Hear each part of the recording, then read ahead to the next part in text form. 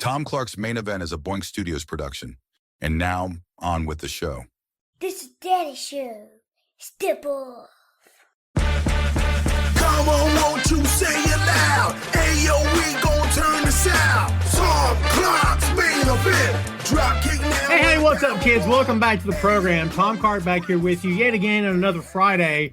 Happy July 11th for all you cats who were with us last week on the 4th. Thanks for hanging out on that holiday. We had a good time, didn't we? That was a fun show. It's going to be an even funner one this week. I was just watching the intro, and I got all my guests on deck right now, getting ready to bring them on stage with us here today. And I know they're all looking at the screen going, man, I look younger, and maybe the hair wasn't quite as the color as it is now. I was thinking that. But, yeah, and plus, look, at least the song is peppy, right? How's it go? I want something with pep. It's got to have some pop to it. What was it Tom Hanks said? That thing you do. I mix my pop culture streams constantly like Ghostbusters. Don't cross the streams. Forget that crap. I cross them constantly. My worlds collide all the time. All right? That's kind of what I do. Welcome back to the show. What's up? My name's Tom. If you've never watched the show, on this particular podcast, we talk about pro wrestling. So if that's what you came here for, boy, you're going to be happy because that's what we're going to do here today. So thanks so much for joining us here today, kids. And we're about to bring our guests up, and I'm going to do this comments. Look at that stuff. Well, you know what? Now it won't work. Isn't that funny? I think it's because that my name is up there and stuff, because the comments on stage option, it's a funky thing that this platform is doing. But we're not going to sweat it too awful much. We'll get to that stuff here shortly. It is what it is. I'm not going to worry too much about it. We got a big show here today, kids. Again, if you came here for some pro wrestling talk, namely AEW All In, and Ring of Honor Supercard of Honor, and whatever else we care to talk about or have time to talk about, then, buddy, are you in the right place? Let me just tell you, you are. So, again, thanks, everybody, for joining us. Before we bring the guys on stage, if you will, kids, smash the like button for me. I would very much appreciate it. And share this on your feed, on the Facebook, on the Blue Sky, on the other crappy platform that's on fire that we don't like to talk about. Wherever it is that you are, we would very much appreciate it. Be sure to follow Boink Studios on the YouTube. That's all the housekeeping I'll do at the moment. These guys are all sweating, and so we're going to get them on stage before they all burst into flames. So, gentlemen, welcome back to the show. Kids, as you know these guys from the Untitled Wrestling Podcast and Dammit Vacant. We got Big Tasty, we got Joe Higgens, and we got Jay Luft. Gentlemen, what's up? How's everybody? On fire. Wham. I love how I brought all this fire and enthusiasm. You're like, yeah, it's fine. I don't care. Please let us die. We're British. Yeah, I can't handle this. It's objectively too hot. Someone tell the story of the situation with no air in the UK, because Tom didn't know this. Yeah, so I had to tell Tom this before we started. So, like, for your primarily American audience, as I was saying, it's about 81. It's been about 81 degrees Fahrenheit today, which probably might not sound like a lot to some of you Texans and Carolinians and Floridians and you mad lads and you're living in inhospitable places full of dangerous animals. In the UK, we don't have air conditioning in our houses. No. And all of our houses, especially Jay's house, is like over 200 years old. And it's houses that are that old are designed to retain heat because we have cold winters. Well, not cold winters, but it's typically more cold than it is hot. So all of our houses just retain heat. My flat is currently hotter in here now at 9 p.m. than it is outside. Yep. Unreal. Yeah, I don't. God Almighty. So a few years back, that's the reason why I've dressed as a deathmatch wrestler. It's partly because of the Texas deathmatch we've got coming up. There you go. I've got the guns out. You're gonna show the guns out. There you go. If you can see my tats, let me know. I'll tuck them back in. They do sometimes come out. I was going to say, a couple years back, our heat pump went out at my house, and we had to buy a new one. There went my money for that time. But so for about a week or so, it was murder. So I can't imagine what you guys go through consistently. It's insane, man. We're just not used to it. Whenever we get like a spike of hot weather, it seems to be more and more. Thanks a lot, Al Gore. But yeah, it just seems to be more and more prevalent, and we're just not. Nothing is done to try and abate it. It's because we only get like maybe 2 or 3 weeks of this a year. So it's not like worth spending thousands of pounds on. See. Everything breaks. All the train lines warp and everything because we're just not. Yeah, we're not. We're a cold country and we should be. I like it like that. I don't like having to wear Cold-blooded. shorts. I mean, Joe, do you want to know the real reason why there's a heat wave this weekend? Is it because of Oasis? Because it's the hottest wrestling weekend of the year. Nice. I see what you done. That was good. Tasty was keeping us on brand. See what he did? Ah, Let's say some hellos, kids. Josh is in the house. Good to see you. Ray All Day is here. JP, good to see you, my friend. Fernando, tell me if you keep having an issue with the YouTube, Fernando. Usually that thing works just fine. Yeah, let's see. Thanks, everybody, again for joining us. We do very much appreciate it. Thank you guys here with us today, of course. I was going to try to manipulate the screen here so we could show comments and Jay wouldn't be choked down there. Jay may just have to puff it out. I can move my camera a bit, so I'm a little bit higher. Well, again, kids, if you're here for some AEW talk and for some Ring of Honor talk and whatever else we want to talk about, buddy, you're in the right place because we got a very big show and got a lot of shows to talk about. And there's how many shows? 5 shows this weekend. Is that right? Good heaven. Probably actually more. Yeah. Look, kids, full disclosure, we're not going to preview the WWE events. Hope they go well. Hope everybody, hope the matches are great. Hope everybody's safe, of course, going in, during, and coming out of. We wish the best for the talent, but we're not really going to do a whole lot with WWE here today. it's, But it's the women's one, isn't it? Women's. I didn't know it was even this weekend. Yeah, To be honest, it's- because they've So, done so nothing to promote it. are you aware of this? So the women's wrestling show that WWE are doing, not only are they trying to counter program AEW, they've also put it on at the same time as a Beyonce concert Good luck with that. in the same city. And Yeah. they're not even close to selling out half the place, from what I understand, or something like that. Which sucks That's right. because people are going to look at this now and go, "Oh, women's wrestling doesn't draw. Let's not do that." That's again." exactly right. Yep. Yeah. They put it in the position to fail. I did know that much. I mean, it's Just put them all on the hard cam side. It'll be fine. We'll fix it Yeah. in post. hey man, I'm telling you right now. Just send someone to the Beyonce concert, take crowd shots of the Beyonce concert, and splice that into the live Splice that footage. in. Let's Yeah. go. Just bring back the Thunderdome, they'll be fine. AI can do a Oh. wonderful thing. The Uh, Thunderdome is one of those fever dreams that. What's up, Chris Patton? Good to see you.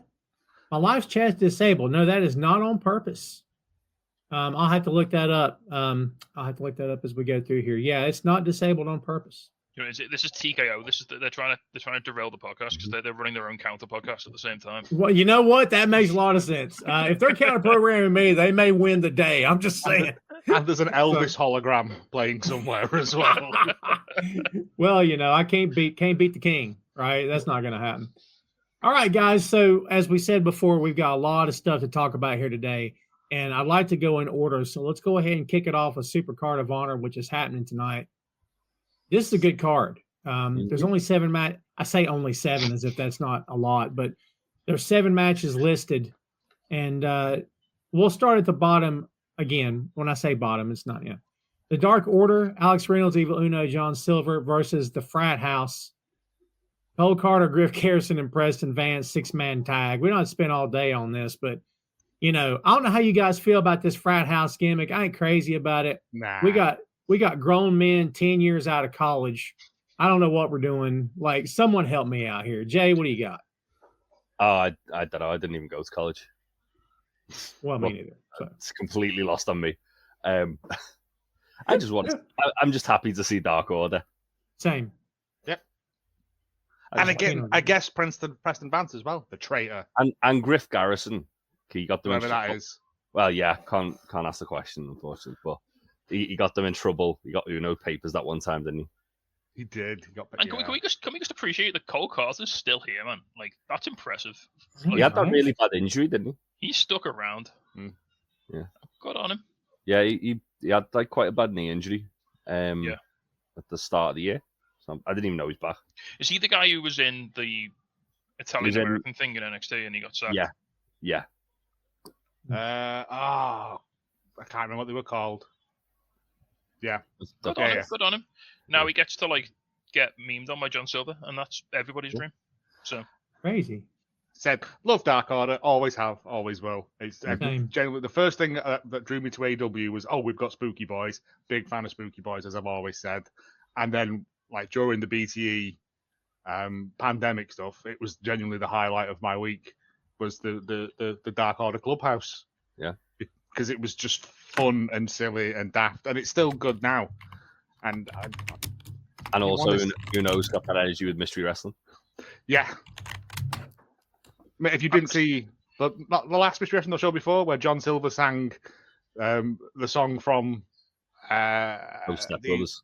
From Step Brothers, the Italian opera song whose name I can't remember, but just sang that to open the show, and no one knew what was going on, and it was insane. And then proceeded to get like visibly slaughtered. Yeah. Like, Yeah. Wow. Oh yeah. That's the good thing about Mystery Wrestling, is that sometimes the co-commentators just get hammered throughout it. I'm looking at you, Excalibur. Oh yeah, Excalibur getting like drunk and just derailing the show is brilliant. Well, I'm with you guys. I love Dark Order, and I'm glad to see them on here. Whatever's going to become of this is going to become of it. I don't know. I don't care for this. As I said, I don't care for this frat house thing. At least these guys have something to do. I don't like it, but at least they're not sitting at home, right? So I can't be too upset at that. Anybody got a prediction? Do we care? I'll say Dark Order. Dark Order. yeah. I mean, it's not, again, it's also nice to see Jack Jameson. I like him. He's funny. He makes me laugh. Well, like Cliff Garrison and Preston Vance both looked like they were pretty promising as well. Like the guys who, like, given the right platform, you could see them doing like good things. So it's good. They just feel like guys who've kind of stood still a bit and like AEW's just sped up around them like real hard. Yeah. And like there's no where you could have a Griff Garrison singles match. Like if the floor now is like Blake Christian, if he's like the minimum guy and his level is quite a bit higher. Like he's like the job guy, isn't he? Is that because he's ginger? No, he's a fantastic. He's a legitimately fantastic wrestler, and he's like the minimum standard that you need to get on that show now. He's a vanilla baby. MJF's statement thing was, it's not just somewhere you can show up. You've got to earn your spot there now. Yeah. Yeah, that's fair. That's well, fair. it does.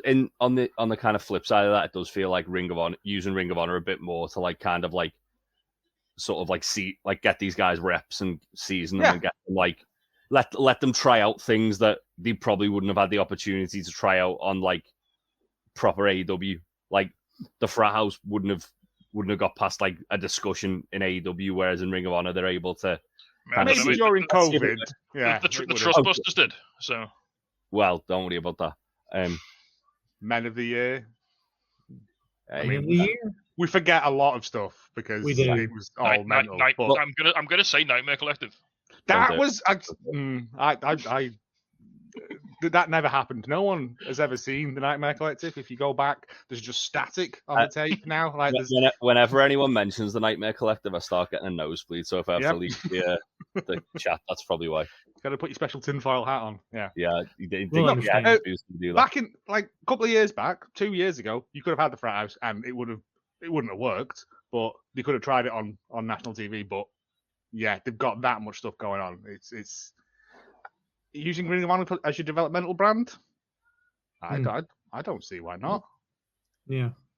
Big rumors, isn't there, that it's going to be rebranded to AEW Ring of Honor, which I think is partially because of the difficulty of trying to get it on TV. I think maybe. I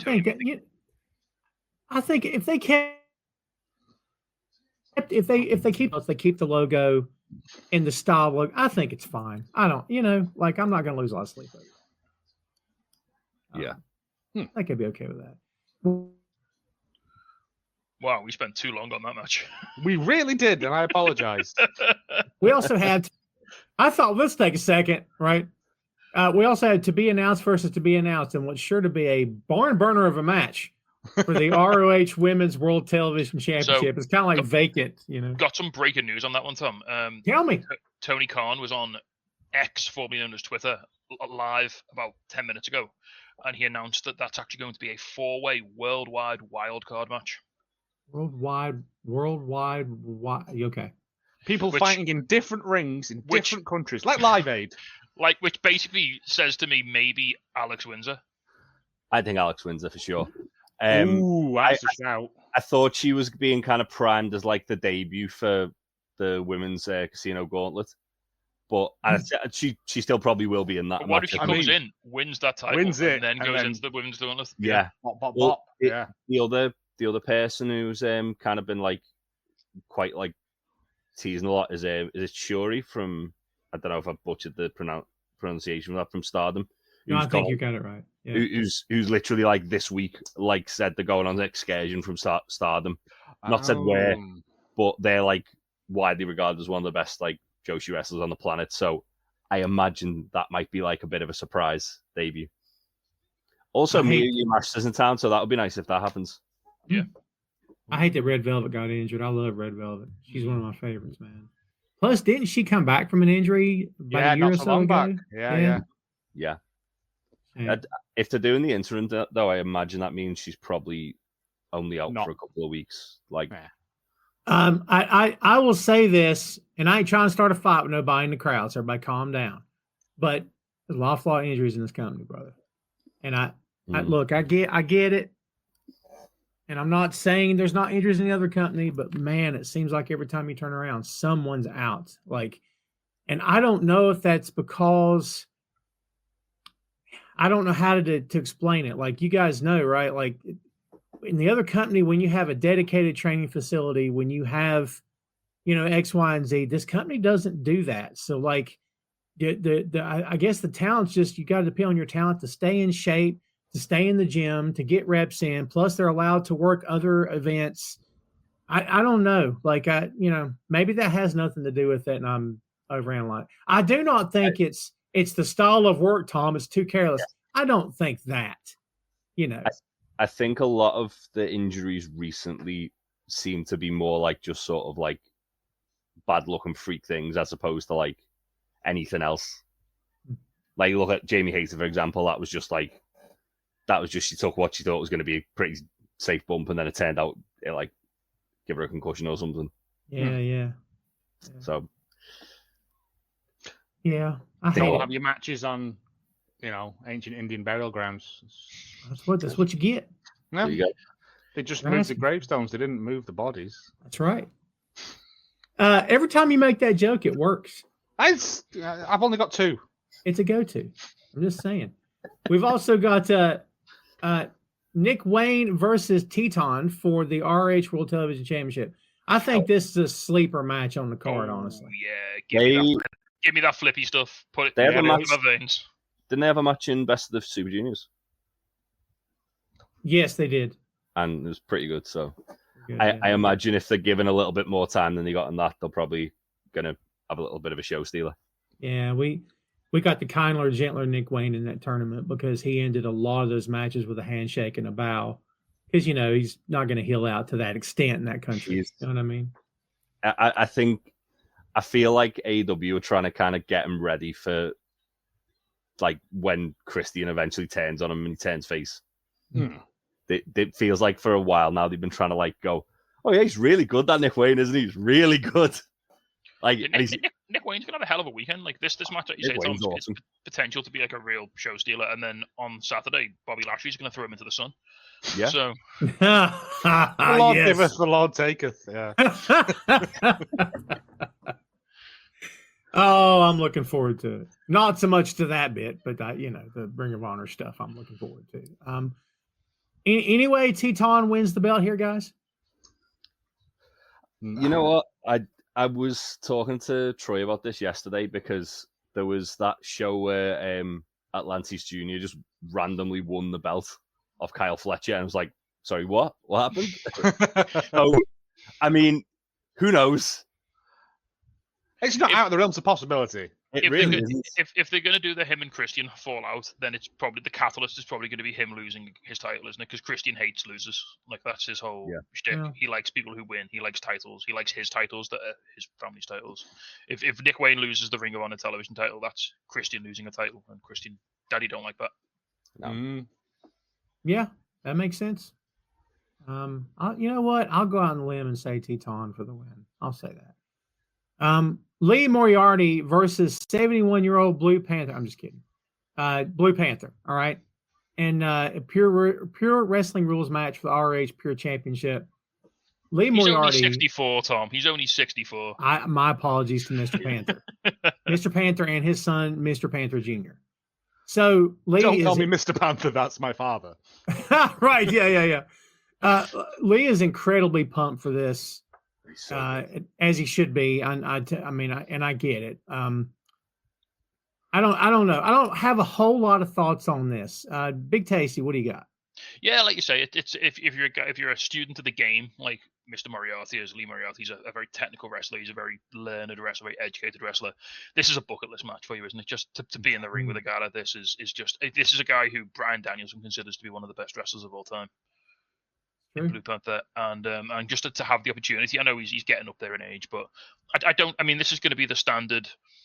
Lee Moriarty's going to be all cocky and swaggy, and he's going to think he's too good for Blue Panther. He's going to, maybe take him a little bit lightly. He's going to get in a bit of trouble, and then he's going to pull out the win. Nice. It's the pure. I get out until I started watching Ring of Honor during like the pandemic. I wasn't aware of pure wrestling as a concept, and I find those matches incredibly interesting because it's a lot more psychological than a standard normal wrestling match. It is that, the 3 rope breaks. It's about resource management, isn't it? It's when do you take your first rope break, when do you take your second break, etc. Yeah. Do you throw a closed fist just to rattle the guy early on? You put you on the warning, but you hit the guy in the face really hard, so make it count. Yeah, it's just a whole it's variety. And again, I think low key in terms of he's gone. I mean, he doesn't wrestle anymore. I like the. I hate you both. I like. It took me too long to realize what you were doing. I was trying to help you out there. I like. I know it's fine. It's fine. We'll see. We'll see how it goes. I will say this: for a guy of Panther's age, I think this match benefits him because he doesn't have to, go head over heels. He doesn't have to do all that. He can just keep it on the ground and. It can be a slower pace, which I think would also, I think it'd work in his favor in terms of how he looks. You know what I mean? Also, those veterans in Mexico and Japan, man, they work till they're like dead, right? Like, yeah. You got to pay bills. All respect to him, man. That's insane. Yeah, I don't know how to do it. It is very interesting with what they're doing with Lee Moriarty because on the last ROH pay-per-view, he defended against Bryan Danielson's biggest rival and Nigel McGuinness. On this one, he's defending against his favorite wrestler, and Bryan Danielson has had interactions with Lee Moriarty in Ring of Honor recently. Just to get the tinfoil hat out, are they building to that? Because, well, as you just said though, it's a less impactful style of wrestling. So if Danielson's going to come back and do a match, a pure rules match would be significantly easier on his body than Dragon's taken 3 bumps in the last 3 weeks. He's hit 3 Psycho knees. Like. Yeah. Man's clear. He's clear. I mean, look, it's him. He can do what he wants. His family and his kids. I get it, but like, this is in your blood. What are you doing? Staying home? Just come on back. Like, I know, but it's knowing when to walk away. That's the rub, isn't it? That's the thing with it is that I've always got one match left in me. I've always got one more left in me, and we end up with an Undertaker situation. You know what I mean? Shawn Michaels and Saudi Arabia. It's that thing of just going out when you're good enough to walk away with your head held high, rather than coming back. It would be the most like Bryan Danielson thing, though, to like only come back on Ring of Honor and do the title match every now and again. Just come out, stretch someone into oblivion, and then be like, right, that's me for a year. Well, he said he wants his last ever match to be like an unannounced show and like in front of 200 people at an indie show in the Pacific Northwest or something like that. Of course he does. He'll wrestle that match and he'll just never do it again. He doesn't want the big grand send off or anything like that. I mean, and I know he's involved behind the scenes. He has been for a while now, but like, I would have just handed him Ring of Honor, and I would just say maybe not the on-air commissioner BS, but something where here I'm handing this to you. Like you coordinate with us and whatever, but I want you to book the program. I think that would be wonderful. I think especially if, as you say, it's more of a developmental, more of like get the younger guys in, like they can learn a bit from him. Like if he turns up like 3 hours before the show and says, right, it's training time, come down, we'll have a little train and then we'll put the show together and you guys get to show out. What an opportunity that is. Man, that'd be great. You kidding me? I'd be here for that. And I'd run it like a Japan show where there's no promos. I wouldn't cut one freaking promo. I just run the show just full of matches. I mean, the man understands Ring of Honor. He knows. He was there for most of Ring of Honor. Yeah. He's Mr. Ring of Honor. Mr. Ring of Honor. We've also got, we're all agreeing Moriarty here. Yeah. Yeah. Okay. We've also got the Sons of Texas, Dustin Rhodes and Sammy Guevara versus the infantry of Captain Sean Dean and Carly Bravo. I'll go first.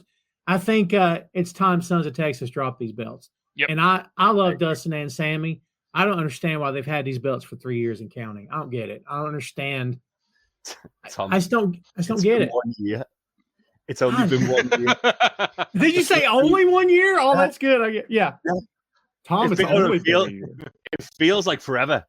It Does. does feel so long. It feels like the longest time. I thought they should have lost them at Final Battle against the Righteous. That seemed like the perfect time. Yeah, they're not going to lose them in Texas, mate. Like, I don't think they'll lose them in Texas, but I think the infantry absolutely should be winning this match. But where's the infantry from? I thought 1 or 2 of those guys was from Texas. Oh, I don't know, actually. Let me tell you. Because that would offset it, wouldn't it? They are heels, though. In that company, it don't matter. Chicago and New York. Never mind. nowhere Darn near. it. They're city slickers, Tom. You can't The have city opposite of slickers Texas. coming into Yeah, Texas. Complete opposite, yeah. Come in business suits. Yeah. Big phones. Jeez. The big, and you got to With your pull the suit antenna shit. out. Sleeves rolled up. Come on now. Man. But it's Wow. fine. Dustin's still got the 6-man belts, hasn't he? With Yeah. the Von Erichs. Yeah, you still got them as Well, well. Yeah. Faye had a really good theory that she thought the infantry were going to win on this card, and then the Von Erichs were going to make the save, and Shane Taylor Promotions were going to challenge for 0 tomorrow for the trios, which Okay. I quite like the idea of that. I'm good with that. It'll be criminal if the Von Erichs don't get on that card tomorrow. So remember like Yeah. a year ago when we said like You said, yeah, build them up to the tag belts. I don't know if it was on with you, Tom, but like a year ago we said, oh look, the big AEW shows in Texas next year. Let's get the Von Erichs built up. You've got a year to do it. From the most famous Texan wrestling family of all time.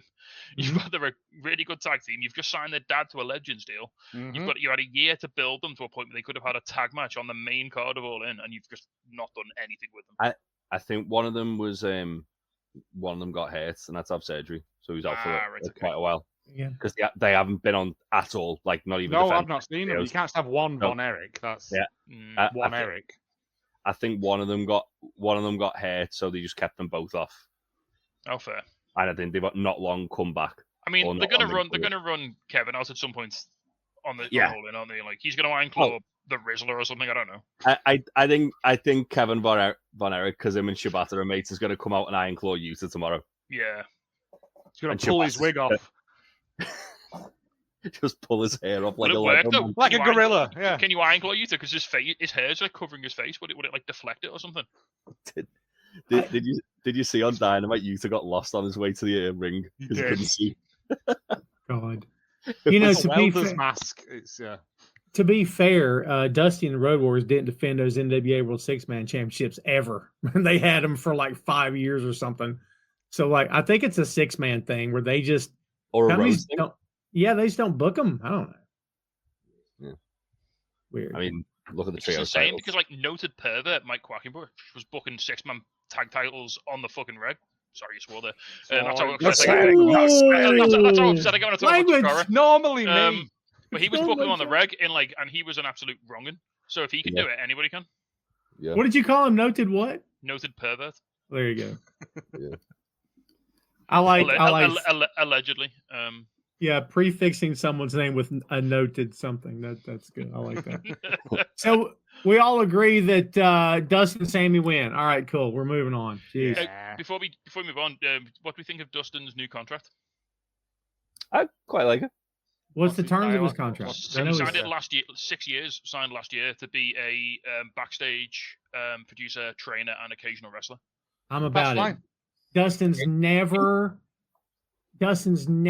wavered. And the whole can time still he's go. been there, I don't think he's on social media. I don't think one time he's ever gone, well, this is crap, ever. He's always been, I love this job, I love this company, I love being here.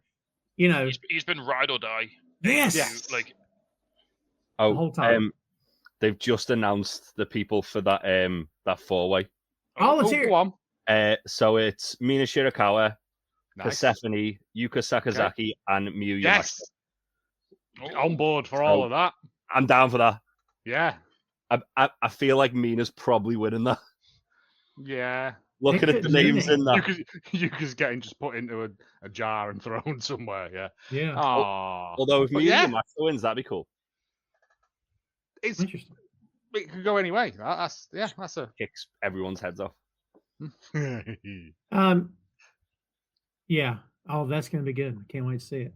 Speaking of the ladies, Athena defending the ROH Women's World Championship against Thunder Rosa. Everyone expects me to roll my R, but I don't do that because I can't do it really. So, guys, I got to be straight. I no longer care about Athena's streak. I don't care. I love Athena. I don't care about the streak. I give a crap anymore. And to me, they blew it with the whole Mercedes thing. I think it was blown. So at this point, I don't really care who beats her because I doesn't matter to me. So like because of that, I don't care about this match because for the longest time it was, could this be the one that beats Athena? And I felt for me that was the draw of the thing. Now it's not there for me, so I'm like, I don't really care. I still like her, and I think she's great, but for me the drama's been cut way, way, way down, and it's nothing she did wrong. Anybody else with me on that, or am I crazy? I think it has to be Billy Starks. I think it has to be. Like that's what it was always supposed to be. I think. And also Athena's like, I believe Athena hits 1,000 days, like the weekend after Death Before Dishonor. So I feel like that's probably where they're going to either have it happen there and it'd just be shy of 1,000 days, or have it past 1,000 days and then set it up for final battle. Can we just talk about how maybe the people who, because there was a lot of talk, wasn't there? People clamoring for Athena to be back on AEW main roster proper, like Dynamite, Collision, etc. Mm-hmm. But people didn't consider that, as you pointed out, Tom, she really couldn't take a loss. Yeah. And so there's only so long you can go on it. You can't go to AEW main roster with the likes of Jamie Hayter, Mercedes, Chris Statlander, and just beat everybody. Yes. That's fair. Yeah. I think maybe they were keeping her on Ring of Honor for a reason, to keep her with that air of invincibility. That sort of she was the big fish in the small pond. I think as well, to compare it to something that was done sort of similar, like in years gone by. If you look at like when Samoa Joe was like the ROH champion, undefeated for like 2 years, and then he signed for TNA, and he instantly come into TNA with like, oh yeah, this guy's not lost a match in 2 years. He's been world champion. He's been a fighting champion. Like you can literally just do the same thing with Athena now. The thing with Athena was when she signed, she was very at risk of becoming just another woman on that roster. Well, she was initially, I think, when she was in AEW. She got debuted, and I was very excited, and then she quickly got lost in the shuffle. She should have beat Jade, and she didn't beat Jade, and then they just didn't really know what to do with her. I think her becoming like the forever Ring of Honor Women's Champion has raised her stock immensely. It's made her feel like a genuinely like one of the biggest threats in the company. Well, everyone was talking about her maybe beating Mercedes in the own. Yeah. Mm-hmm. And Mercedes has stroke. She's got creative control, man. So, you know. and the thing is, though, now they're in a unique position where, what if Athena wins the Casino Gauntlet, and then Mercedes wins the women's title, and then Athena once she's like. Is that distracted by the fact that she wants to unify the belts, that she loses the belts, but she's still got that ace in the hole? Then we've got like a really intriguing story. We've got that rematch, and we've got the possibility that Athena could actually get the win back over Mercedes.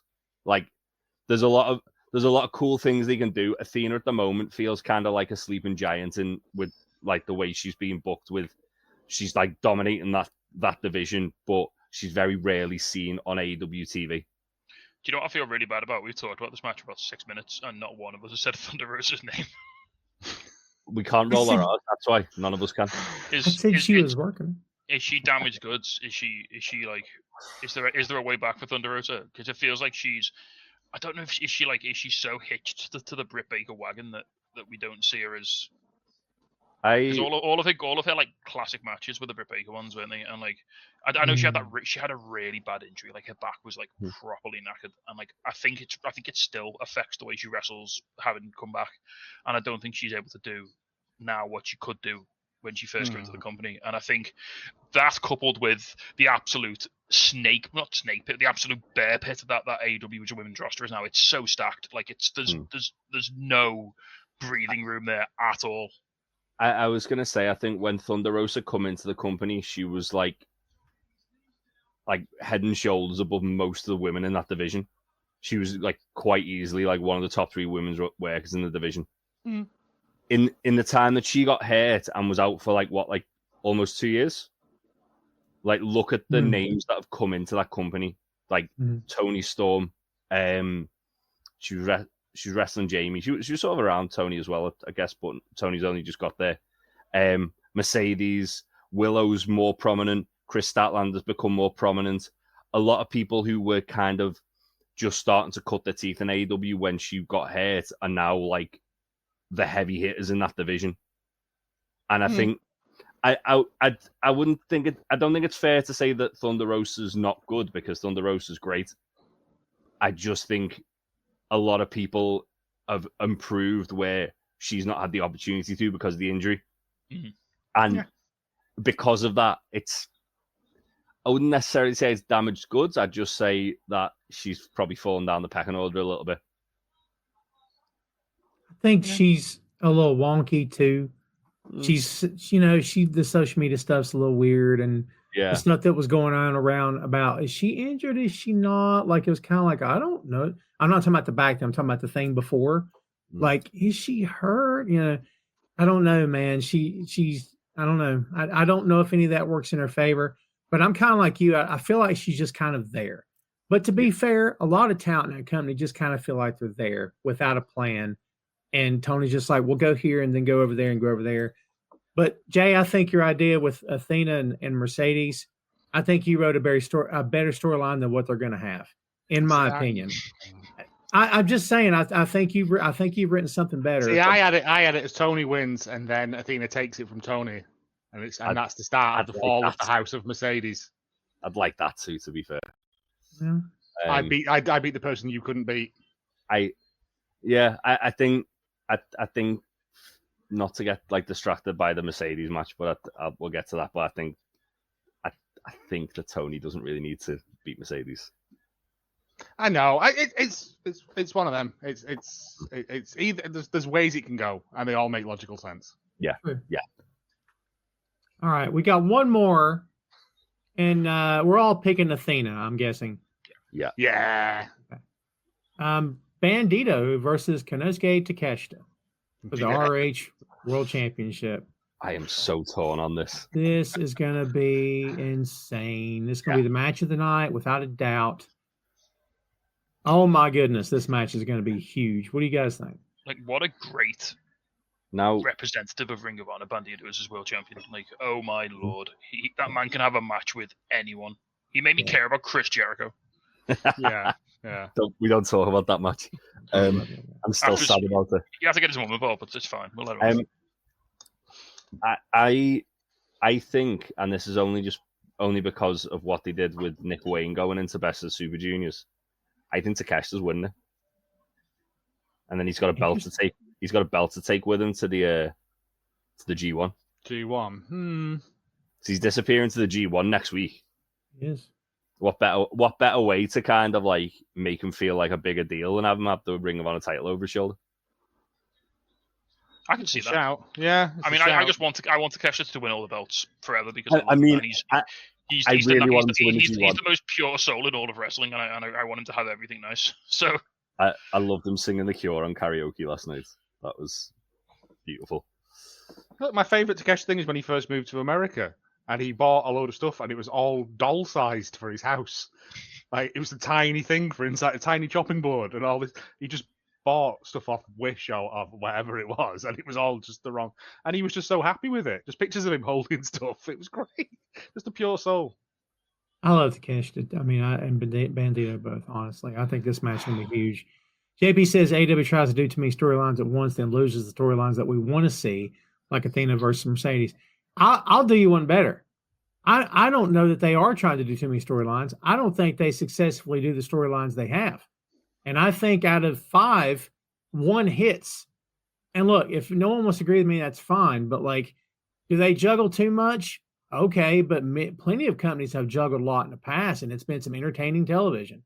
But, not here to bag on people, but when you got one guy booking the company, I don't know. I just don't. I'll never understand. You got really smart veterans backstage. I'll never get why you don't just put, and I know the word booking committee can be a death nail for some people, but like, you're the owner. Cool. Put 2 guys with you. That way there's a tiebreaker, and put the 3 of you in a room, and that's who books the shows. But I don't know, guys. From what I've always understood, Tony, it begins and ends with him. He's the owner. I guess that's fine. But I think we see the results of that booking quite a bit. We're all going, wait, why did that happen? You know what I mean? Like, anyway. I don't know. I don't think you can look at the last 2 years of this company and say that it was better when, for example, Jimmy Jacobs was helping out with the booking. Yeah. Yeah. No. I mean, since Tony's, because Tony literally said, like, I think it was at the very start of the year, he went, no, we've had other people help me out. It didn't go the way I wanted it, and now I'm basically doing everything again. And look at how much better it's gotten in the last, like, 8 months. Yeah, I mean, there was a moment when I nearly dropped off it all because I was like, this is it's just nonsense. And now there is stuff that, yeah, it's got its hooks back in me, and this is like, all in is, I've not been this excited about a wrestling show in a very long time. It's going to be great. I don't know. I guess it is better, but I think the problem with Tony, which has always been the problem with Tony, and I think it's what you're maybe trying to get at, Tom, is that he doesn't pivot ever, really. No. So if someone gets hurt, or if someone can't do something, or if something happens, he'll go spin plates and he won't change it up. He won't put somebody else into a storyline. He'll be like, no, this is the guy who I wanted to beat this guy.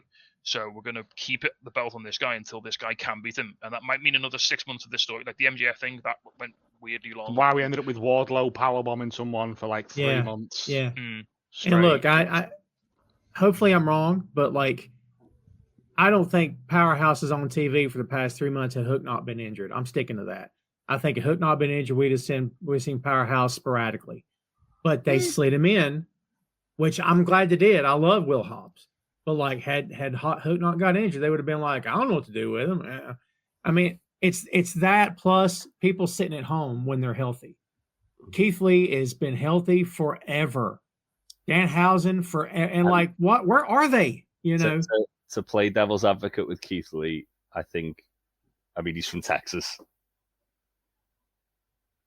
They've got the Casino Gauntlet match where they have people who are surprise entrants and surprise returns. How are they going to get close to the Nigel pop last year, Keith Lee in Texas? I like that. I love that. I think with Keith Lee, because the way he's been talking about it as well, that there's definitely a design by why he's not been back yet.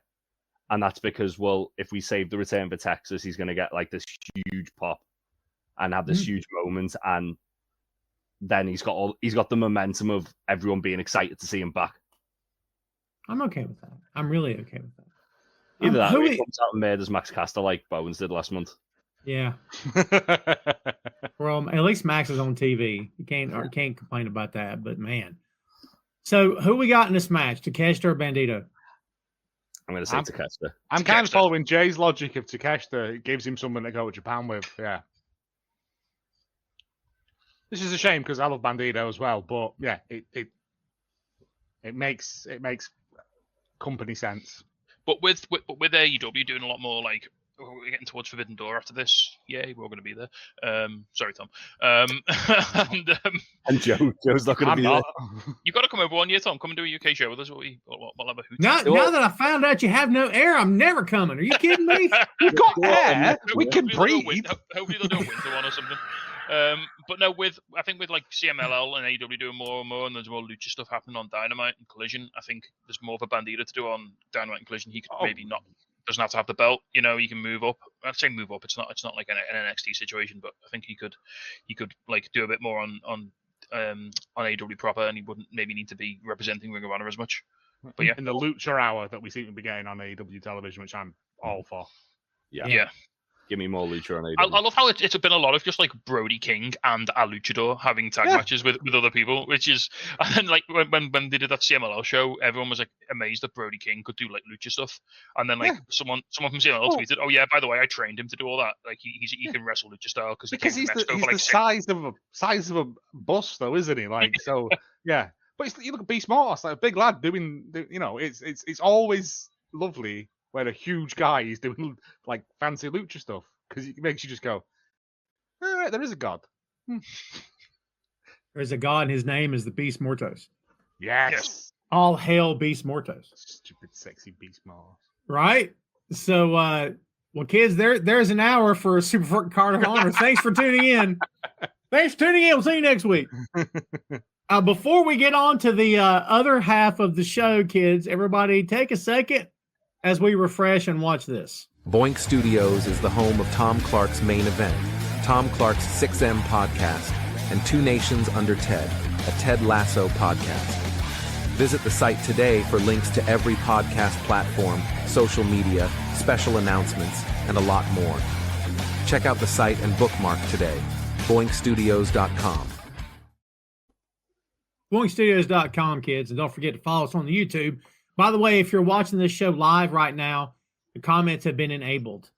It was a faux pas on my part. A minor mistake. My apologies. It has been repaired. The issue's been resolved. Everything's been corrected. Everybody happy now? Sorry about that. I done screwed up, as my mom would say.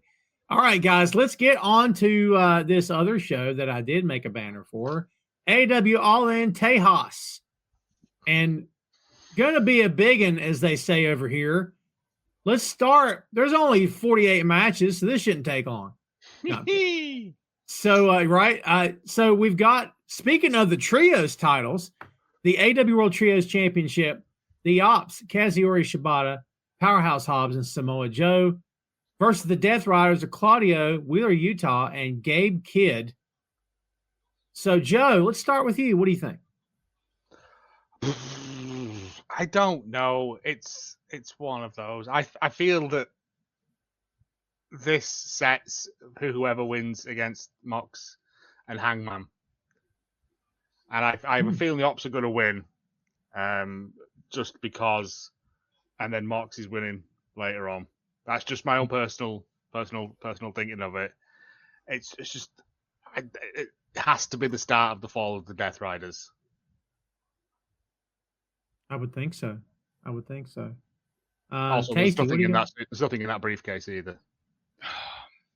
Honestly, I don't think it's the hardest match to call. But yeah, as Joe said, like this is the type of match you can sort of trick yourself into the conspiracy theories, can't you? Of, oh no, if the Death Riders lose here, does that mean Mox is going to win, or are they going to have a bad night completely? Are they going to get wiped out? Gabe Kidd interests me because he's literally a wild card in this. Like, I don't know what he's going to add to this. I'm excited to see the match. I think it's going to be really good fun. I like all these guys. I'm glad that Samoa Joe is still kicking ass. This point in his career, he's got a title. He's his match with Wheeler Utah was incredible last week. I love the nope spot where he just walks away and the guy falls off the top rope. That's my favorite thing in nearly all of wrestling. I think it's incredible. I love it. Yeah, I love the meme of him like looking like he's about to goose Anthony Mackie that's off Twisted Metal. Yes. Well done. Good show, by the way. That's a very good meme. That's great. I'm not seeing it, but apparently it is real it's good. Good fun. I think the Death Riders. I think we could split. I think we could split the other way though. I think the Death Riders could win this with some Gabe Kidd shenanigans because he's like even in a stable full of dirty players, Gabe Kidd's a dirty player. Like he'll kick you in the balls like real quick and not even think about it. You know what I mean? He's a nasty man. Yeah. So and Shibata likes taking pins, doesn't he? Lives for that. So. He does. Jay, what do you think? I think that I've got a feeling they might put this on right before the main event, and it be used more for like the ops to basically take the Death Riders out of the equation for Hangman and Mox. Ooh, I really like that. I think the ops are probably going to retain just because Gabe's going the G1. I don't think Gabe's going to be like a permanent fixture in AEW going forward. I think he's going to be just used sort of sparingly. But yeah, I think this kind of like I think Gabe being involved kind of sets up maybe Hangman and Gabe at Forbidden Door, and I think that based on the place, like depending on the placement on the card, I think this should probably go on just before the Texas Death. Have the two teams just brawl out the building, and then they're out of it. They're not getting involved. We don't have to worry about them. I don't know, because Texas Deathmatch is Shenanigan City. Oh, it is. But there's other shenanigans that can be had. And Jay, while I love your idea, that is suggesting that become. By the way, Paige and Mox are the main event, aren't they? Don't they have to be the main event? Yes. Oh yeah. With Texas Death, especially, yeah. So that would mean that Texas Death. So that would mean that the ops match would be the semi-main on a card with Kenny Omega versus Okada. Yeah, but they need I think they need to send something out to die after Kenny and Okada. That's your bathroom break match, isn't it? That's you go and get a snack, go and like have a cigarette, go and just breathe outside for a bit and get some fresh air.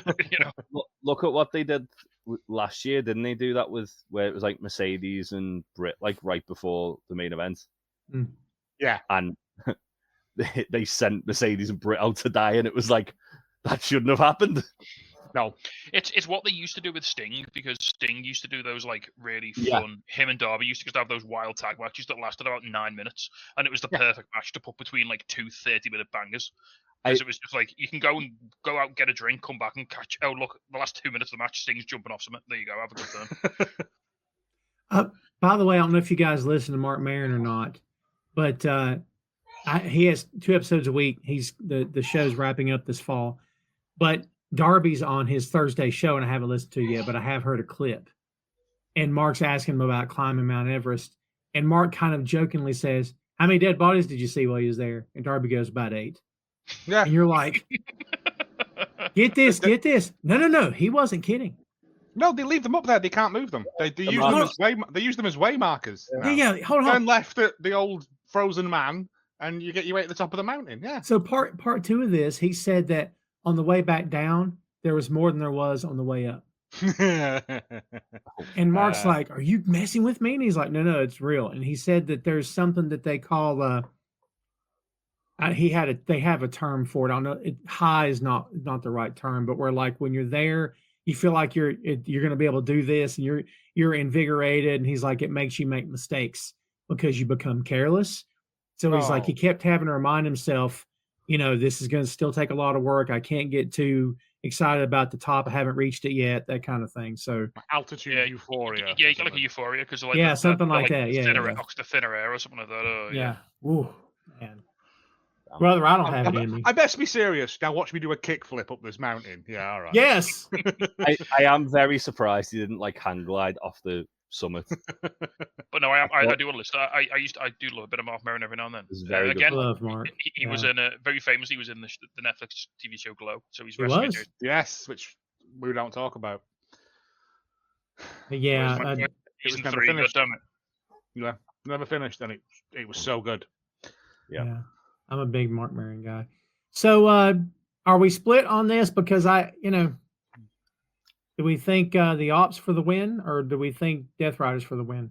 I mean, if I'm totally honest, I don't really care, because like AEW done nothing to make me care about these belts in the last year. Yeah, it's true. I just want to see a fun match. I don't care who wins. I love the idea they could lock the ops could lock the Death Riders up in Samoa Joe's haunted ice cream truck. Yeah. Yeah. just Shibata kicking Yuta with barbed wire wrapped around his leg again, and Yuta just looking sad about it. Well, you won't be able to tell. Well, no. Shout out to the guy in Collision, by the way. It? Someone in Collision had a sign, which it was a barber's pole on a sign, and it just said "Open only for Yuta." Nice. I like that. That's fun. So let's see what else we got here. The Hurt Syndicate versus Jet Speed. That's Kevin Knight and Speedball Mike Bailey to you. And the Patriarchy of Christian Cage and Nick Wayne. Three-way match for the AEW World Tag Team Championship. We've been talking about this privately in chat, and I'll let it slip a bit of information I probably wasn't supposed to tell you guys. But which we'll not bring up on this. Thank you. Yeah, there's rumors of Hurt Syndicate don't want to lose. We always tell you kids don't really just grain of salt. There's some truth to the rumors that Hurt Syndicate don't want to lose. I think it's weird. I don't get it.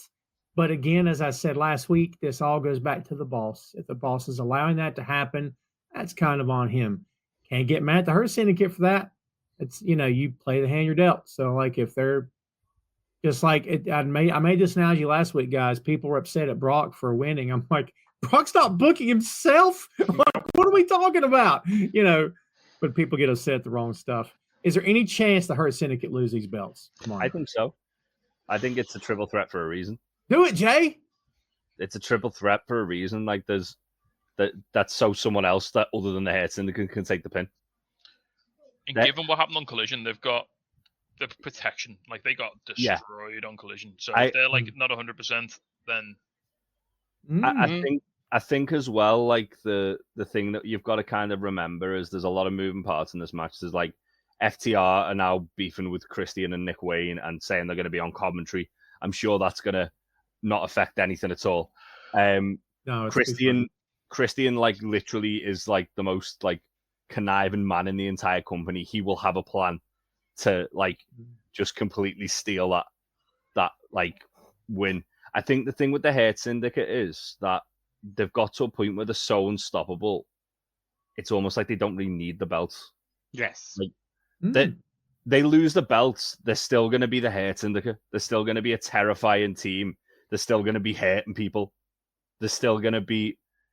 All it'll do is it'll create some intrigue and tension amongst Shelton and Bobby and MJF because they're going to still be focusing on MJF getting the world title. It's like, well, we've lost our titles. So what are we going to get? Sarah made a really good point about the MJF Hurt Syndicate situation when they did the talkie talk on Dynamite. Obviously, the Hurt Syndicate came out after the segment to help MJF. Then MJF runs away because Mark Briscoe's chasing him. And then the Hurt Syndicate get beaten down by Jet Speed and the Patriarchy. So they came out to help MJF, but it cost them. Yeah. They didn't get anything out of it. And MJF didn't come and help them. No, he wasn't able to then come and help them. So I think he went off and ran away from Mark Briscoe and then started messing with Mystico. Yeah, so I think this is indirectly the start. We all said, MJF's probably going to cost them the titles at some point because that's going to be the storyline, and it's going to be. But I think that's already happened on that beatdown. Because I think MVP could be too hurt to be at ringside for them because he got absolutely annihilated. I think the thing that's quite interesting about it as well is that MVP's kind of like treating MJF as if he's kind of like his golden goose, like he keeps referring to him as the young genius, and the fact that you've got like Bobby and Shelton, who are two veterans who have been around for like decades at this point, and then you've got MJF who's been around for like coming close to a decade, but he's still very, very young, and he's the future, and that's the whole thing. It almost feels like MVP is sort of like hitching his card to MJF and forgetting about Bobby and Shelton. I think that's where we're going with this. I think the Patriarchy are going to win this. I'm with you, Jay. I think it's going to look... Jet Speed are getting the big push, and they're booked real strong, but I think they're going to look like they're going to have it. But then Christian's, like you say, he's the man with the plan. He's the opportunist. He's going to sneak in. He's going to steal a pin. He's going to do something, Triple threat matches are built for guys like Christian to just go in and steal something. I would be shocked if it didn't go down like this. Jet Speed hit their finisher on Nick. Nick isn't the legal man. Christian comes in, throws one out, hits the unprettier on the other, and wins. And then acts like he's like done all the work when Nick's just been battered, and like holds up both of the belts. Oh, has both belts. Yeah. While Nick's just lying there, especially as Nick loses his the night previous. Yeah. It just makes the most sense to me. Well, I'm not. Before I say what I'm going to say, JP says Hurt Syndicate will win again. Yawn. Well, we'll see. And Chris Pat says, imagine worrying about losing a title in today's wrestling landscape. Baffling. I agree. I totally agree. Fernandez Especially when you've got with, like guys who are like considered some of the best wrestlers, like Will Ospreay, Bryan Danielson, Yes. actively campaigning to lose matches. Yes. Yeah. Proving that you don't need to be like booked Yeah, like- strong to be considered one of the best wrestlers on the planet. Hangman and Will Ospreay both like went to Tony Khan to like campaign for the other to win Yep. their match in the Owen final, which is insane. David Down Under, good to see you, my friend. Yeah, big weekend for wrestling for sure. Maria says Hurt Syndicate retain. I think there's a possibility they'll lose. Here's what I was going to say, and Jay, I like your theory. I'm not going to crap on it. I am going to crap on MJF and MVP because it makes zero sense. MJF has already been the world champion. And when MVP calls him kid and says things like, well, he's learning, I'm like, I don't know what you're talking about. Like, kudos to MVP for doing his thing and for them to try to make this work. It's asinine. Had MJF never won that belt, you got me. You totally got me. I'm on board. He's already been the champion. You could argue MJF's done more in his career than MVP has. I'm not saying that's right, but I think you could argue that. I'm with you. I don't really like MJF and the Hurt Syndicate at all. That what I think they should have done, which they kind of did try to allude to until MJF actually got in the group, and then they kind of gone with more like, oh yeah, we're mentoring him, was that MJF, like after he lost the belt, he kind of like spun his wheels for a year. Mm-hmm. Didn't really. He came back and then he wasted his time in feuds that previous MJF would have thought were beneath him. Mm. And he went for belts like the International Championship, which previous MJF would have not cared about. And I like the idea that MJF, the MVP, is helping MJF become more focused to win it back. I'm with you, though. I don't like the idea that MVP is mentoring MJF to the mountaintop because MJF's already done it. He doesn't need the help. He can do it. He just needs the guidance to get to like bounce back. And I mean, the split, if that split happens, all MJF has to do is look him in the eye and say, I main evented in front of 80,000 people as world champion. Have you ever done that? Like, and then the conversation's over. I don't know. Like, they did what they did. It is what it is. I don't care. Yeah. It's just odd. JP says MJF joined Hurt Syndicate, but now they act like they don't know what to do with him in this group. That seems to be a running theme here a lot. You know, let's throw 3 guys together, 2 guys, 4 guys. Let them all go do that. And look, again, not trying to crap on anybody, but like, I don't know if I call that successful booking. I think if that trio or the quartet or whatever of guys we're talking about happens to get lucky and get over, that's awesome. But I don't know that it's ever really planned that way. It's just like, just put them together and have them go over there and do that. I don't know. Chris Patton says Syndicate was handled poorly coming in. I think it was on the preview show of what I would have done. It hasn't worked for me at all. I agree with Jay on MJF completely, though. So there you go. So final predictions. Is the Hurt Syndicate losing these belts? I hope so. I think Saturday is going to be second Father's Day because the Patriarchy are going to win those tag titles. Yeah, give them to Christian. That's all I want. He'll do something with them at least. Yeah. Well, I mean, there's talk. yes, They were making some father-son tag titles. What if they're not because people were going on like they were an additional belt. What if they're just a variant belt that Christian's going to have as champion? I would love that so much. Yep, on board, 100%. Let's do that. And then Christian could have this whole thing like, I'm only going to defend them against fathers and sons. So you could have like Blue Panther Jr. come in, like take them on. Atlantis, you could have Atlantis like, Jr. Yeah. I want Nick Wayne. The hologram of Nick Wayne's dad. I think Nick Wayne's belt should be the size of a junior title, and Christian's is huge. I mean, the thing is like that you've got to think about with those belts as well. Christian's an arse. He isn't gonna like he's not gonna give him a participation award because that's failure for him. He's going to have like, this is because we won. If Fernandez says Christian and Wayne lose and Wayne turns on Christian, because they can play that card anytime and it'll work. It'll work anytime. More fuel in that tank, yeah. I feel like the way they've kind of been like booking Nick though, they're leaning towards more like him being a babyface. Yeah. like turning on Christian Christian. will turn on him. Yeah, well, or if he does turn on Christian, it's because he's had enough. Yeah. Because Christian's treating him like crap. Like Yeah. what they should have done with Luchasaurus. Yeah. Before he got, before he I was... do like at the time of giving like Nick a smaller, but like the old AEW women's belt, like the little tiny round one, like the little. Like Christian's just like twice the size. It like covers. Yeah, the I want it to be bigger than the world title. Yeah. That's give me that.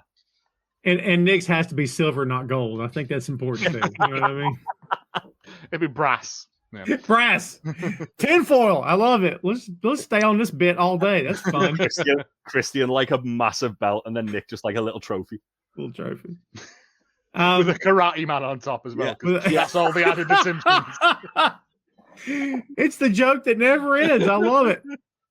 Adam Cole versus Kyle Fletcher for TNT Championship. I think this is Fletcher's match. I don't see Kyle. I love Adam. I don't see Adam Cole pinning Kyle Fletcher. The way they've been grooming Fletcher to like just absolutely dominate. Yes. Yeah. This is very much like I hate to say this, I love Adam Cole, but this is very much a match between somebody who's really kicked on and someone who really kind of hasn't. Yes. Yeah. I think like Cole's done all right. He's not like been a disappointment or anything. I'm not going to go down there, but Kyle Fletcher's he's just inevitable, isn't he? He's just like what a hell of a year he's having. You can't deny him.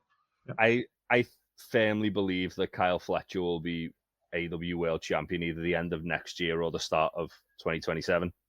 I'm okay with that. I think that's his trajectory. I think this is the starting point of that. Yep, I'll give you that. This is his first big win before he then goes on to kill Will Ospreay for the AEW World Title, like in at Wembley. Oh, imagine if he wins the Casino Gauntlet after Ospreay's won the belt at Wembley, and then he just like he just Tiger drives him and takes the belt. I think I'd be like one of the only people cheering for that. Joe, I got one for you. Do you think that we wouldn't be talking about Adam this way had he not got injured and he and MJF could have played that angle out the way it was supposed to play out? Don't you think he'd be bigger at this moment? I really loved the Brochachos. I thought it was great. I never wanted it to end. And when that whole devil thing came about, I'm like, this is terrible. And it kind of killed them both dead in the water. Agree. Yeah. It's because they did the reveal when he wasn't cleared, which was okay. They had to because the MJF title reign was running on fumes. But like Jesus, but he came down, didn't he, with a leg and a clicker, and I'm like, what's this? He's not even going to like. It was me, Austin, and then it was just all right. I think moving on. For me, I think the thing that Adam Cole's missing at the moment is that he's a much better heel. Yeah. And I think that they did like a little tease where he was kind of acting a little bit more heelish towards Kyle Fletcher on Collision last night. Yeah. Which is really odd because I think Kyle O'Reilly and Roddy Strong are better faces. Well, yeah, they are. I mean, Roddy can do either, but Kyle O'Reilly's definitely a much better babyface.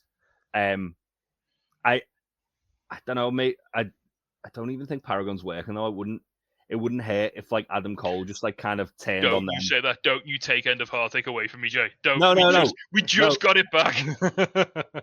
No, what all they need to do is keep Kyle and Roddy as a team. Yep. Put them in the conglomeration or something. That'll be fine.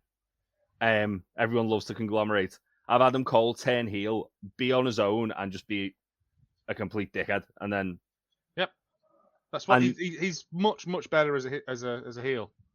And also, certain people are. Also, the other thing is Adam Cole never got to have that match with Kenny Omega that he was meant to have in New Japan. That's what I'm saying. Like Adam's in the wrong place. He shouldn't be on a put him in a program with Kenny. He shouldn't be on a mid-card title. He should be like the gatekeeper to the main event. I think he's missed his mark in terms of AEW World Champion. I don't think that's going to come around for him now. But if he's the guy who wrestles your Jay Whites, your Kenny Omegas, your Will Ospreays, your Swerve Stricklands when they're sort of heating back up for the main event, then I think that's a perfect place for him. Yeah. Mm-hmm. He should have been the guy to dethrone Hangman. I feel like when he was having that feud with Hangman, and then all of a sudden he just like thrust Punk into it. I remember that promo that Adam cut when he was trying to explain why he did what he did to MJF, and then he thumbs up for an effort, but that promo was hard to watch because I'm like, I'm watching you try to salvage the storyline, Yeah. which should have ended with you being a massive heel, but instead your face. And they lost the crowd and all that too. It's in because that month. they were damned because they couldn't bring him back as a heel because he'd been out No. for so long. The crowd Yeah. genuinely Yeah. didn't come back. Comeback. And again, I just don't know this, but I could picture in my head Adam's going, "Oh my God, how am I gonna? Yeah. How do I do this?" It's like navigating through a dark room and convincing somebody the lights are on. It's Bite not. down on that wooden spoon and do it, though, innit? It's they could have had him come back and reunite the Brojachos and then restarted it. I could have took more vignettes of them going to Laser Quest or, whatever. Because I really enjoyed them. I like goofy MJF and Adam Cole.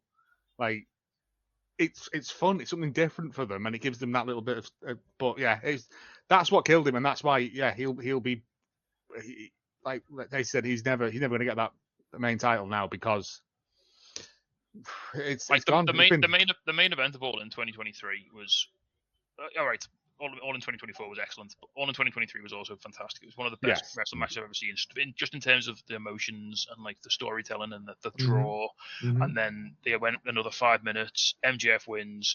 Then Adam Cole's like, you think he's going to turn, he's beside himself, and like MJF like console. They have this really genuine, like touching moment in the ring where like MJF gives him the tag title and he throws it away because he's so disappointed in himself. And it was so well done. And like you say, it just that was his big moment. I mean. Hell, if that's the peak of Adam Cole's AEW career, he main evented All in 2023 in front of 80,000 people. Biggest show they ever did, yeah. All right, not everyone gets to wear the belt. It's what it is. It can only be one champion at any one time. There's a queue of guys out the door who are ready to put that belt on. If like you said, it's a Shark Tank in it. There's Stone Cold killers. You haven't even strapped up Will Ospreay yet, and he's been in the company for nearly 2 years. To be fair though, like to your point, Tasty, that like. That main event scene or like that upper mid card of AEW is so stacked that there are guys like Cole now, for example, obviously no chance, but in 18 months' time with enough build, absolutely. I just think time's against him, age is against him. I don't think he's ever going to be considered in the eyes of the fans a credible world champion now in this company. Not to say he's not going to be a major player. He's not going to be. He's a great wrestler. He's a wonderful person, fantastic human being. Yeah. But I just don't think he's. Look, I've made my peace that Eddie Kingston's never getting to the top of this mountain, and I think I'm sort of making my peace that Adam Cole's not. How dare you? You've got to believe. If we don't have faith, what do we have? Nothing. Eddie's coming back in the gauntlet. He's backfisting everyone, pinning them all. Right, so he gets 9 shots at the championship. He's going to punch MJF so hard his hair plugs fall out. Yeah. Tom, do you want to pop that comment up from Chris Patton about Adam Cole there? Yeah, I was just reading that. Adam Cole just had the worst luck with that injury. Unfortunate timing all around, and it really killed the story they were trying to tell. I agree. Yeah. Never has one small hop over a ramp caused like the butterfly effect. It's caused so many ripples in time. Like there's the meme, isn't there? Like, women with a time machine will go back and like see their grandma. Like a man with a time machine will go back and tell Adam Cole not to jump over that ramp. Do that. Yeah. Well, it's a funny story because when his feet hit the mat, he stepped on a butterfly. That's what happened. And then the whole thing. And his ankle shattered. Yes, I'm just saying that's how it all happened. So Iron Butterfly. Yes. Well, we're all agreed Fletcher's going to kick Adam Cole's head off. Gotta be Fletcher. It has to be. They've presented him so well. Like Kyle Fletcher is the actual blueprint of what to do when you sign for AEW. Like and work, improve, put on the matches, do the work, get better, and just watch reap the rewards. Him and Swerve are like the 2 examples of how to apply yourself in a company. Yep. Especially as well because and I suppose in a way they mirror each other because obviously with Kyle it was Mark Davis getting that injury and then he got kind of forced to become a singles guy, and just as you say he was having really good matches and then he was having amazing matches and then he was getting put in all these positions to the point where he like was just picking up these wins. You're like, wow, Kyle's like really. And hey, really let's not beat around the bush. Having a ready-made rivalry with Will Ospreay probably helps an awful lot as well.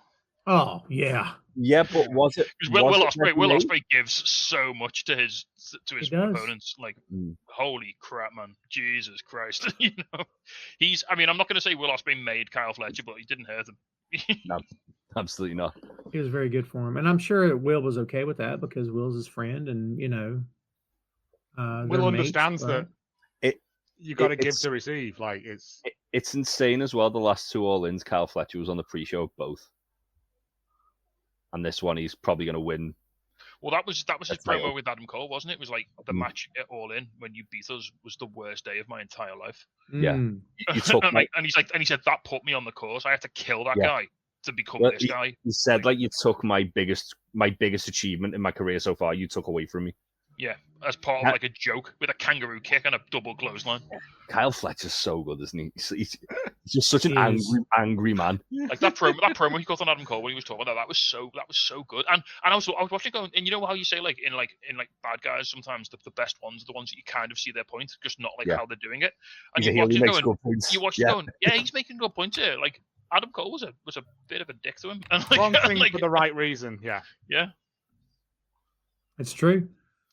I'm looking forward to this. I love Adam. I think it'll be a good match, but I do think Fletcher's going up. So we also have Swift Strickland and Will Ospreay versus the Young Bucks, and it's if the Young Bucks lose, they will be stripped of their executive because they're like, we want to give that to the people, and I'm like, I'll take some of that money, sure, I'll take it, but Let's storm the Winter Palace. I know Yes.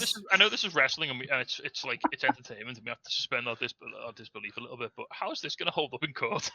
I don't think it is. I think it's legal. That they go in front of the shareholders and go, "We lost the wrestling match. The jig's up." Yeah. Well, it's just that they get removed from their like EVP contracts. Oh. Yeah, Like- it doesn't matter because it's not Yeah. happening. Yeah, it's not.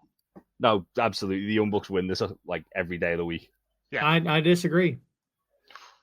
Because the other side of this is if Ospreay and Strickland lose, they cannot challenge for the AEW World Championship for a Yeah. year. I don't think they're 1 going to do year. that. Oh, but that's Well, tantalizing, Tom. One That's year, tantalizing. Tom. You know what's 1 year from now, Tom? All in London. You know what I don't think the easiest way to like give Will Ospreay a reason to be in that main event is if he can't challenge for the belt for a year. So he has to win the Owen, and he has to go to All in London to do that. See, you're just stacking the deck for your country. I see what you're doing. We got That's- nothing else. This is all we've got now. We That's have what- no central air. We got to do something. Yeah. That's what, Fredos are like 20p. that's what they call in writing plot armor, mate. I think what's really good if the Bucks win this, what we just talked, didn't we? Like it kicks the Ospreay problem down the road a bit because like Yeah. there is an But Ospreay also- problem. There is an Ospreay problem in AEW in that he is one of the most over guys on the roster. He's probably the best wrestler on the roster.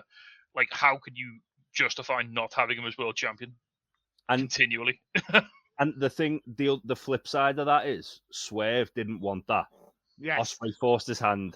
That Swerve, gives you a feud for a year. Yeah.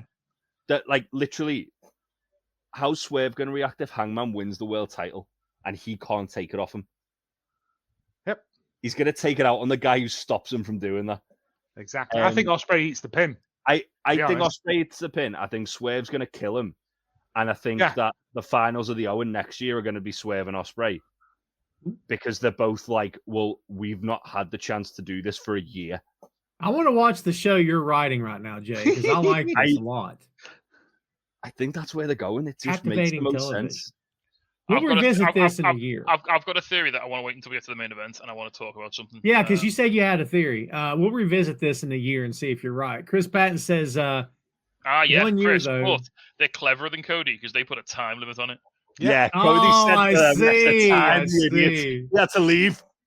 Yeah, he had to go to another see. company because he couldn't challenge it. He had to ever. get He had It's to the get a dumbest silly thing. tattoo on his neck. Yeah. Which is going to be weird when he's Guile. If No, Will Ospreay it's- comes out, if Will Ospreay comes out with a Stone Island neck tattoo, I'm going to get scared. And even I, even if Ospreay doesn't win at Wembley, like again, knowing him the way he is, he'll probably push for Swerve to win it or whoever it is that's holding it next year. Like, I think that he that's will. probably like been. I feel like that's been Tony's plan for the entire time is that Ospreay's going to win it for the first time at Wembley because it just makes the most sense. I would be genuinely more happy than when Saraya. Yeah. And They're not roof will come off, but the arch will fly into space or something. I don't The know. actual flying. yeah, and like the other two All-Ins at Wembley, The first one, Ospreay wasn't signed. He was like a guest wrestler there. The second one, Ospreay was signed, but it was Bryan Danielson, so it was never going to happen. He won a mid-card belt. Yeah, but also it was Bryan Danielson, so it wasn't ever going to happen. I'm scared, Jay, because I don't think I can make any more noise than I did when Bryan Danielson won that belt. And you won't, because I screamed Bryan so loud, I Danielson think my soul lost. left my body. Like, and if Ospreay wins, I don't know what's going to happen, because Sarah's going to hit like a level of decibels that's going to kill me. If Ospreay wins, like a geyser of peri peri sauce is going to like erupt from like all the drains in Wembley, and it's going to be awful. Every Nando's in Central London will go spontaneously combust. I'm going to be on my hands Like and knees Ghostbusters crying, 2. like, no. There's just going to be a shell of Nando sauce around Wembley, like in Ghostbusters 2. Yes. The only time the Ghostbusters 2 reference is good reference, because that's not a good movie. It's not a good film, but it has its moments. But it's a good reference. Well, look, I like your theory, but I'm still going with Ospreay and Swerve, because someone's got to be different here, and I'll choose the other guys. But I don't hate your theory. To play devil's advocate for you there, Tom, there is a chance that we do have the Bucks lose and we do a character reset on them and take them back to like the nice Bucks that everyone likes. Actually, wrestling matches and not cutting stupid promos and acting like I'd be all for that. Yeah. I don't like there's talk about like a BTE style show coming back, the Bucks going back to their roots, like going back to what got them there. They don't have to be faces, but I'm over this. I don't know. It just when they get in the ring, it's fine. It's great. They're just awesome. But like until then, you got to put up with a whole lot of nonsense. I like the subpar Machiavellian mustache twirling. Yeah, because they're not good at it. No, I think that's why I like it, because they're kind of rubbish at it. But yeah, they're endearingly rubbish at being bad guys. They couldn't tie a woman to a train track if their life depended on it. No, like, it's. We here at Tom Clark's Main Event do not advocate for women being tied to train tracks. Or anybody for that out there. If you're going to tie a woman on, you've got. I don't know. I got a couple of people I like equality, tied to some train right, tracks. I'm just saying. You tie a woman, you tie a man. Yeah, with heavy chains too. No, you'll derail the train. Just use cable. It'd still be worth it. It's still worth it. Quit blowing up my joke, Joe. Dang. All right. So hot. Right? It's so hard not to ruin Tom's joke. Let's just ruin it. So we got the men's and women's casino gauntlet. I say just put them all in the same match. 84 people in there, and just let them beat the crap out of each other. I want a bold prediction for both. I want a bold prediction. So a bold prediction and a sensible prediction, or just fine. Eddie We'll go your way. Is both my sensible and silly. Is that for the men's and the women's? Yeah, he puts a wig on, comes out. Edwina Kingston. Yes, Eddie Wiener. Yeah. Yeah. I just think it's got to be him. I'm his sister. That's who I can't do his voice. Yeah, and then they show up. Listen, partner. Yeah, see? Partner. I like that. I don't know. I know he's not probably cleared, but again, there's been stuff with him. He's got to be close. He's got to be close, but I mean, Juice is about as well. Juice is about, and he's. Well, apparently he's had a shave, and I don't like that. I don't like that. I don't want to see smooth Juice. What? He can't hurt you. Clean shaven Juice Robinson isn't real. Smooth Juice. Nah, I need Juice with muscles. I want him to look. I want him to come out looking even more like the mascot for the Philadelphia Flyers. Terrifying. Jay White from Ray's got the shout there. Jay White. I don't think he's ready. I don't think he's back. But Orange Cassidy, I think we'll see in Orange Cassidy. Yeah. Cassidy's still injured. His injury's worse than he's out to the end of the year. Orange. Oh wow! Stop ruining my fun. I mean, we could get a Derby. Derby. I think for my sensible pick, it's probably MJF, isn't it? Yeah, it's a boring shout, but I think there's a really good chance. If Darby Allin wins this, I'm gonna have conniptions. I'm gonna have like heart palpitations because I think I'll get in my own head about the main event then, and that's gonna really scare me. I think Darby comes out after the main event. But my Tom's pointing down. Are you pointing at Jay or are you pointing at Ray saying Jay? I'm pointing at Jay and Jay. Yeah. I don't think Jay's back. Sadly, it would be a lovely place for him to come back, and it'd be a really good way to catapult him straight to the main event. It's which is literally really the fun. conversation we had last year about the casino battle royal. Yeah. Or the casino gauntlet. My out there pick is Ricochet because I feel like he'd thrive with this. You've got to think, who do you want to have this like cash in opportunity? And MJF makes so much sense because he's such a horrible person. MJF makes so much sense. It's what he was going to try and do to Punk until Brawl Out happened. But I do think Ricochet would be really good in that position because he is like. Do you know what the really funny thing about MJF is, or the worst thing is? Every now and then he just shows up and reminds you that he's an amazing wrestler. Yeah. So for him to go show up, for him to like talk all his talk about like being, this, he's lazy and this. For him to just turn up in this match and just out wrestle like 10 guys and win, it's like, yeah, that's a thing he could totally do. Yeah, sadly. The other thing as well. Fernando, don't you threaten me with a good time? Don't you dare threaten me with a good time. I want all of those people back. The other thing as well, which you've got to kind of take into account, is that MJF's like making a lot of enemies going into this match who are in this match, like Mark Briscoe, Mystico. Mystico, yeah. If Eddie Kingston comes back, he hates MJF. He's gonna punch him. He's gonna punch him to death. That's true. There's a lot of guys who MJF has. Brody King, he's upset him. Bowens, he's upset him. AR Fox was in that match. He's upset him. These are all guys who could feasibly come into that match. And just form a circular kicking. Yeah. So what if Buddy's really badly hurt, like the way he says his ankle's not healing properly, and what if Tony's just like, screw it, let's strap the rocket to Brody? That's what I want. That's Oh yes, please. Don't you threaten me with a good time. Maria's saying Wardlow. If we give Wardlow a win in this match when there's a perfectly good Brody King stood right there, Wardlow's going off to do gladiators. I thought they're already done. Aren't they already done? Is it? Oh, I don't know. It's on every week. No, I mean, see, I like what you did there. They film it live. It takes about ages to get them big balls out the out the garage. Out the loft. Braun Strowman, get in the bin.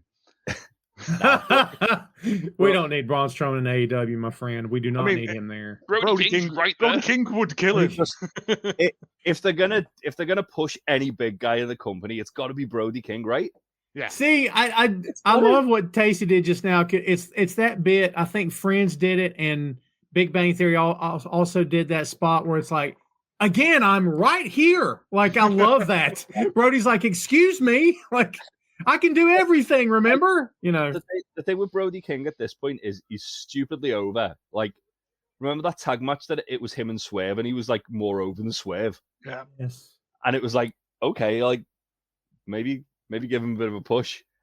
And if slight spoiler here, if we might have a new champion, he's the perfect like monster first champion defense because he's a big butch boy who's going to hit you dead hard, and he's really scary, and he might beat you. So, yeah.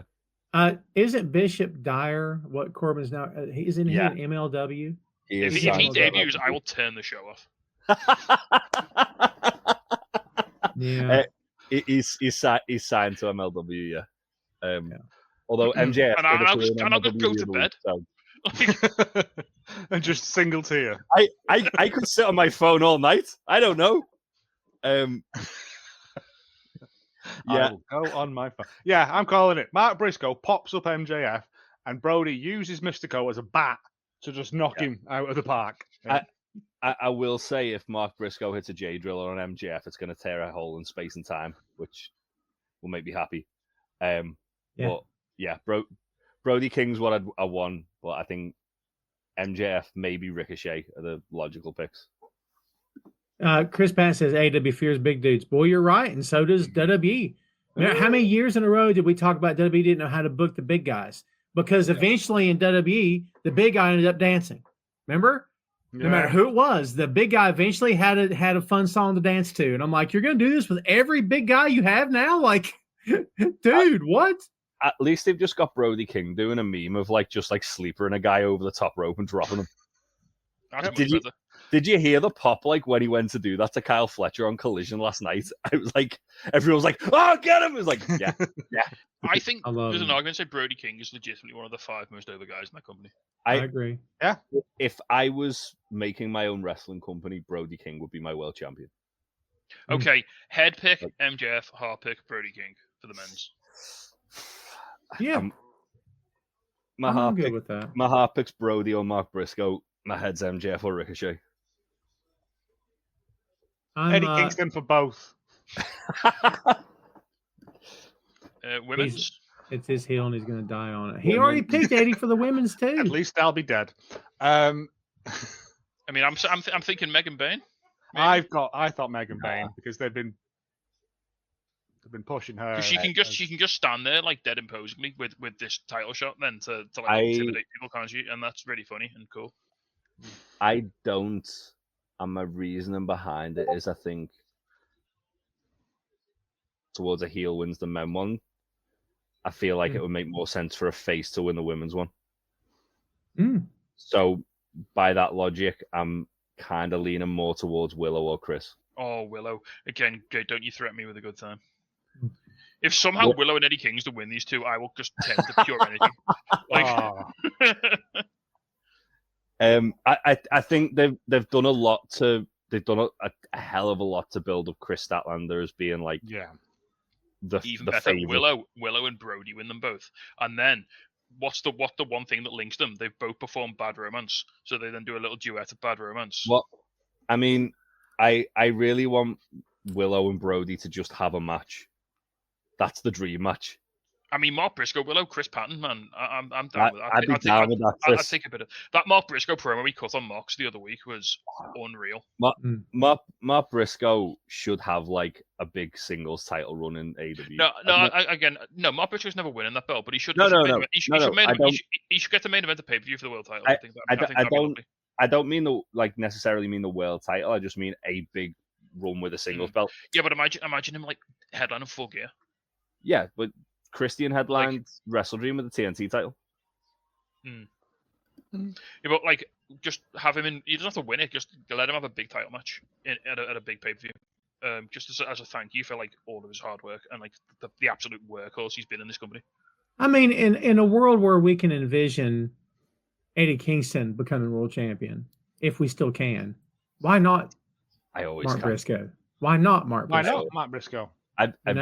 Have any of you seen that Players Tribune thing on Mark Briscoe, by the way, that they put out yesterday? No, I've not watched it yet. Oh, God, I'm not in a stable enough place to watch it yet. Get the tissues, lads. You'll be crying for the whole bloody thing. I agree. Like, there's so many built-in stories because obviously Mark never won the Ring of Honor World Championship, but his brother did, and like his brother's been a world champion. I thought Mark had one. Yeah, Mark had it. Oh no, not like I mean, like he won it off Jericho. I mean, like back in the day, like when I guess like, hey, won it off Eddie. When it was like its own company, he never won it. Yeah. You know, he was the TV champion. He was, yeah, but yeah, like there's a storyline there, isn't there? Like, you know, because Jay was a world. Because I don't really consider it's not really a world championship anymore. It's like a secondary promotion sort of thing. It's not like as prestigious. Like Jay won it when it was a proper world title, like a standalone top of the company title. Like for him to follow in Jay's footsteps and want a challenge for a world title, I think I could see Mark Briscoe. So if we do I'd take a Mark Briscoe and Megan Bain. I'd take a Brody King or Willow. Even an MJF. I think MJF with that stipulation would be really fun, and he'd have a really good time with it. I think MJF and Willow for my team. Do we want to talk? Do we want to hazard a guess? Any surprises, debuts, returns, anything like that? Alex Windsor, 100% debuting in that match. I would think. I think Keith comes back in the men's one. Yeah. Maybe Cope. He'd get a big pop, wouldn't he? Like, I think that's the thing. Like, the one thing with like the Casino Gauntlet, which is good, is they have like a nice sort of blend of surprise returns and like the odd surprise debut, along with like people who you weren't sure if they were going to be in or not, and then you're like, oh, that's nice that they're in. Like Jarrett last year, where people weren't sure he was going to be in it, and then when his music hit, everyone absolutely lost their minds. Yeah. And by the way, Jarrett, to your point, Jay, Jarrett just disappeared, fell off the face of the earth. Do we know why? Because he got pulled in that stupid program with MJF. Yep. But like he's been Remember, he was getting popped everywhere. Everywhere they went, he was blowing the roof off by the crowd reaction. Now he's nowhere. I don't get it. I think they sort of saw that I don't know. I think it had an expiration date to that little run. Yeah, but to just pull him and not even hear a peep out of him. Maybe it's by design. Maybe he got hurt. Maybe he wanted a break. I don't know, but maybe he's just busy. He does a lot of backstage stuff, doesn't he? He does a lot of event stuff. And... Yeah, I imagine he's probably still been like doing backstage stuff. Maria's got a good one. I can see that. I can see that. Isla Dawn's another one as well, who's been like heavily linked with going to AEW. She was backstage. She was visiting one of the shows or something. They've had a look at her. Oh. Yeah. She is good friends with the GYV, to be fair. So the Who again? Where are they? I'm not trying to crap on the company. No, Tom. Look, I love the GYV. Like Jay knows Zach personally as a close friend. They landed in AEW like a wet fart. Yeah. Like, I look at it this way: we were there in the crowd when they debuted, and I didn't realize it happened.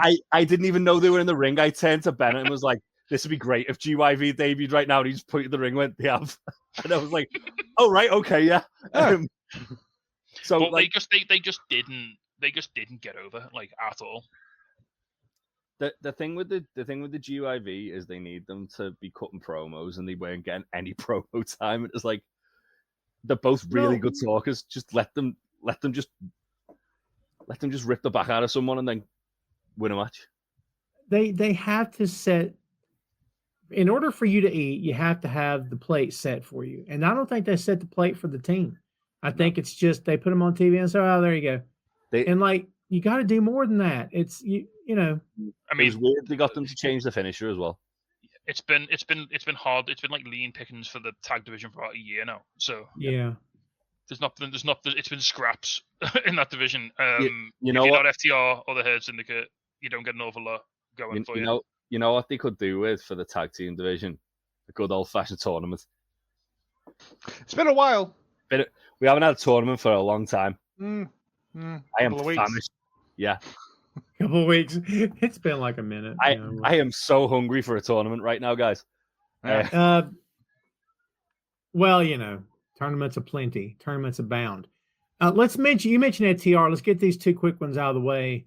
So we'll try to take it home in the next 14, make it a 2-hour show here this week, kids. FTR versus the Outrunners in a tag team match. And that's on the pre-show, Tom. Yeah. We dipping back into that. All right. Yeah. Maybe the Outrunners get the win here. Make it feel good. I don't know. Yeah, Outrunners for the win. They got to win this. That match they had with FTR on Collision last week was fantastic. By the way, so good. They shut me up because that had me thinking they were busted, but they turned it on against FTR. When they hit that shatter machine on FTR, I was like, oh my god, they're winning this. I was so ready for it. I'm trying to think, who was the tag champions when there was the Briscoes FTR? It was Bucks, wasn't it? It was the Bucks, I think. Maybe. Well, I'll be honest, whenever the Bucks have won the belts, I feel like it's kind of like sucked the air out of the division a little bit.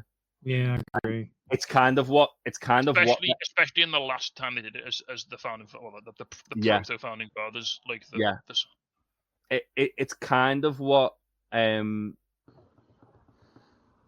it's kind of what the Herd Syndicate are doing now. Like if they give it to like a young team who are believable, like Jet Speed would be perfect, to be honest, because they're like an up and coming team, but they're two guys who are really good singles guys who are believable as a team and have just like an uncanny chemistry. Build a division around them. Like remember when they did that with, say, I don't know, Swerve and Keith Lee, and it was really good. Yeah. Mm-hmm. Yeah, exactly.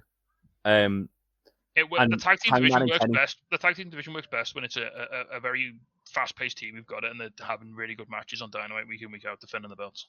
Yeah, I mean, when Jurassic Express were the tag champs, they had some really good matches. But yeah, just do a tournament, get all the teams looking good again by having like this tournament, and then eventually put the belts on Hounds of Hell and just have them steamroll everyone. Can we just like please promise to never put the belts on the Bucks or FTR ever again, because they've had enough of them now. They've had plenty of runs. Yeah. I think in a division that's like in a division where like the Best Friends never got to win it, Proud and Powerful never got to win it, still haven't. Yeah, Top Flight still haven't. Top Flight might be in trouble. They're in the Scorpio Sky Zone. No, that's Well, I mean, they've got him in. They've got him in yet another gimmick, yet another group of guys they're going to run with. And I love Chris Daniels. I hope Chris Daniels is politicking for this to go somewhere. Well, Daniels has got a voice, hasn't he? Which is like the fact that Daniels is involved in it gives me a bit of hope. But when the next to charisma black hole Scorpio Sky, I worry. When they say here's your new gimmick and you walk to the locker room and Scorpio Sky sat there, you start looking at your watch. Put it that way. Scorpio Sky's there. He's like, I'm your new dad, lads. It's like, oh no. When Scorpio came back, if I'm Bowens, I'm like, oh crap. You know what I mean? Because it's essentially sort of the same airspace for both of them. Like they're not title contenders, but they've got similar skill sets and gimmicks. And I'm like, yeah, it's going to be a problem. I feel with Bowens, they should have took Billy Gunn away from have him retained just on his own completely. I think that's coming. Yes. That's coming. They are teasing that, but yeah, that's coming. I feel like if they had just had Bowens just retain completely, as a new a whole new thing, whole brand, a whole complete character refresh. Yeah. Wipe slate rather than being going sorry, daddy ass. But it's that's done. Move on. Yeah, it's not you, it's me, etc. Yeah. The presentation of him at a glance feels fresh and feels new, and then as soon as he starts doing all the acclaimed stuff with Billy, it's like, oh, well.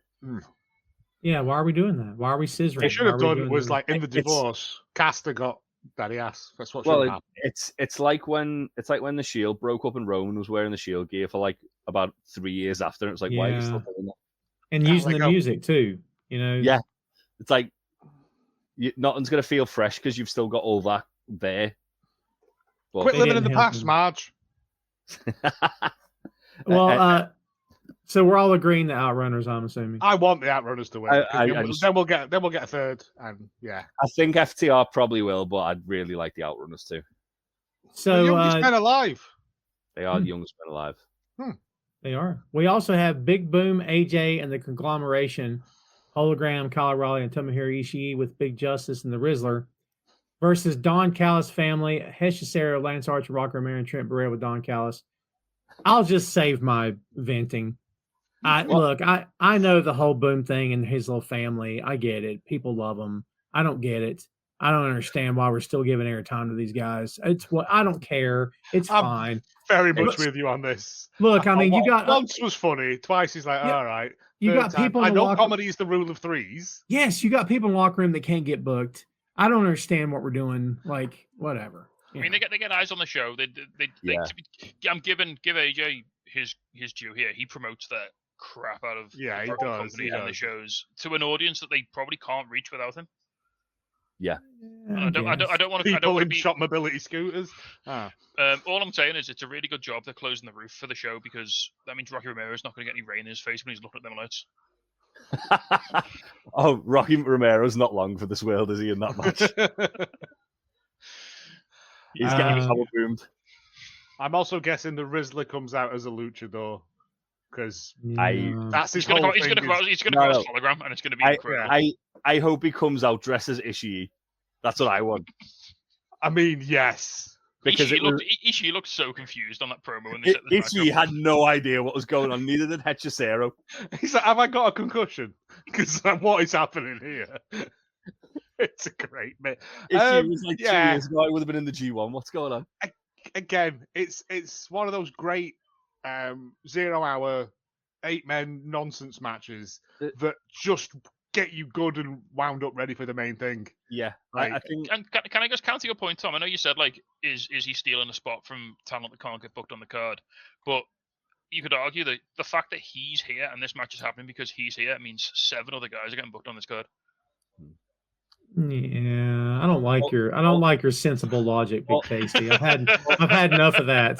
I've had enough of to kind of echo Tasty's sort of thing about him putting more eyes on the product. The amount of people who obviously know who he is from TikTok or whatever it is that he does, but see on his TikTok. None of us know. I have no idea. He goes to Costco and eats cookies. That's it. That's enough nowadays. That's great. I do that. Where's my money? Exactly. My father worked down the mines. Anyway, He does all that stuff.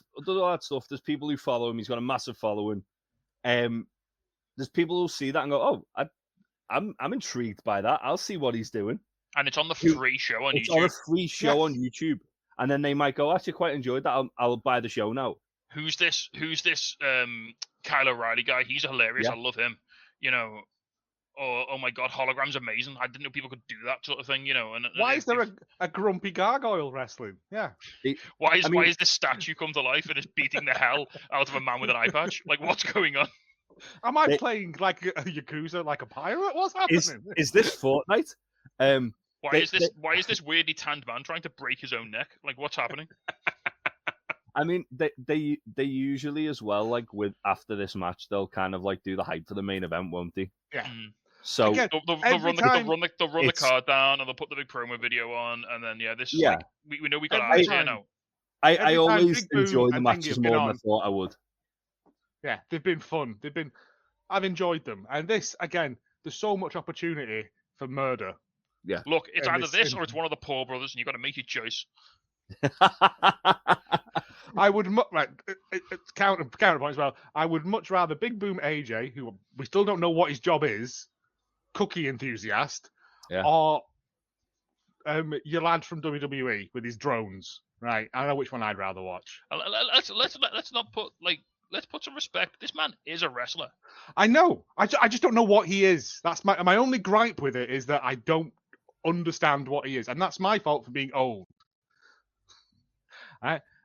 We think it might be TikTok. We don't know. It's not for us. It's for the kids. Yeah, that's true. Again, counterpoint to that, VPN, it's £15 in the UK. Also, yeah, it's 15 quid in the UK. Okay, maybe we're not going to get them to buy the pay-per-view, but they might watch Dynamite next week. Yeah. It's at the end of the day, it's putting eyes on the product. It's one of those things. You don't have to like. I agree with Chris. I don't think you're going to impulse buy a pay-per-view because it's like a 5-hour commitment and it's $60 in the States, and you're not going to do that. You're not going to do that because your 13-year-old son showed you a TikTok. But you might get a little taste of that match and go, oh, you know what? I'll clear some time on my schedule and I'll watch the TV show next week. You're saying this to someone who got drunk and impulse bought Ric Flair's last match in case he died, so you know. And he didn't even die. I demanded a refund. Twice. Legally, he might have. Twice. Not so that I could see what's left of his soul leave his body, and that's all I wanted. Jay, that's very much a you problem, to be fair. That is a me problem. They wouldn't refund me anyway. No. Jeez. I just let you guys have your melee. I just wanted to sit back and listen to it. That's all. I hate him so much. Well, look, it's fine. I imagine the big boom dude's gonna pin the other dude, and that'll be it. So we'll see. It's fine. Hopefully they all go and have a chicken bake afterwards, and Rocky can pay for it all. Or cookies with his New Japan money. With his New Japan money. So we've got 3 matches left. We're gonna group them together because there are 3 top tier main event matches anywhere on the planet. Thomas Tony Storm versus Mercedes Moné for AEW Women's World Championship. Kazuchika Okada versus Kenny Omega. Winner take all for the AEW Unified Championship. One last belt, Chris. It's just one less belt now. No, they're still keeping the 2 other belts. They're adding a 3rd belt. So now he's got to carry all 3 of them? You can carry 1 belt, or you can carry 2 belts, or you can carry 3 belts. Oh, my God. And we also I didn't understand either, because I was like, you're unifying them, but you're also keeping them as separate belts. My logic behind this has just been destroyed because Kenny's got a bad stomach. He can't carry 3 belts. Yeah, I know. We also have... You can use them as armor to shield his diverticulitis. Oh, yeah, he could do that. Just keep stacking them up. To carry them for him.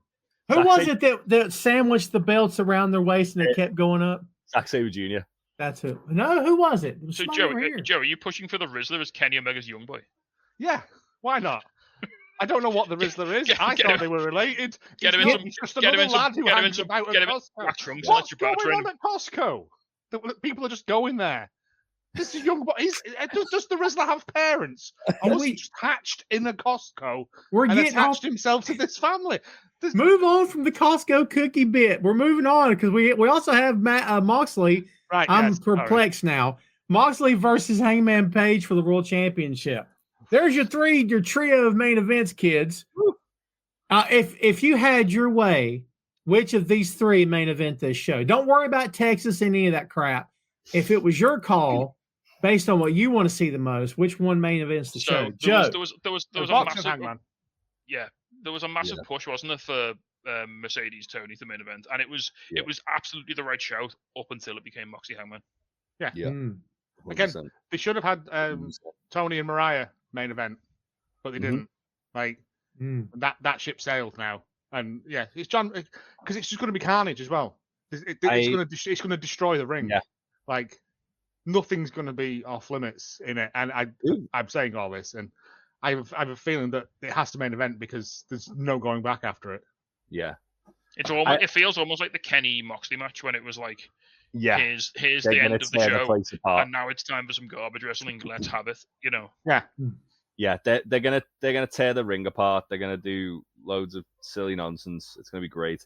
I think as well because of like the whole.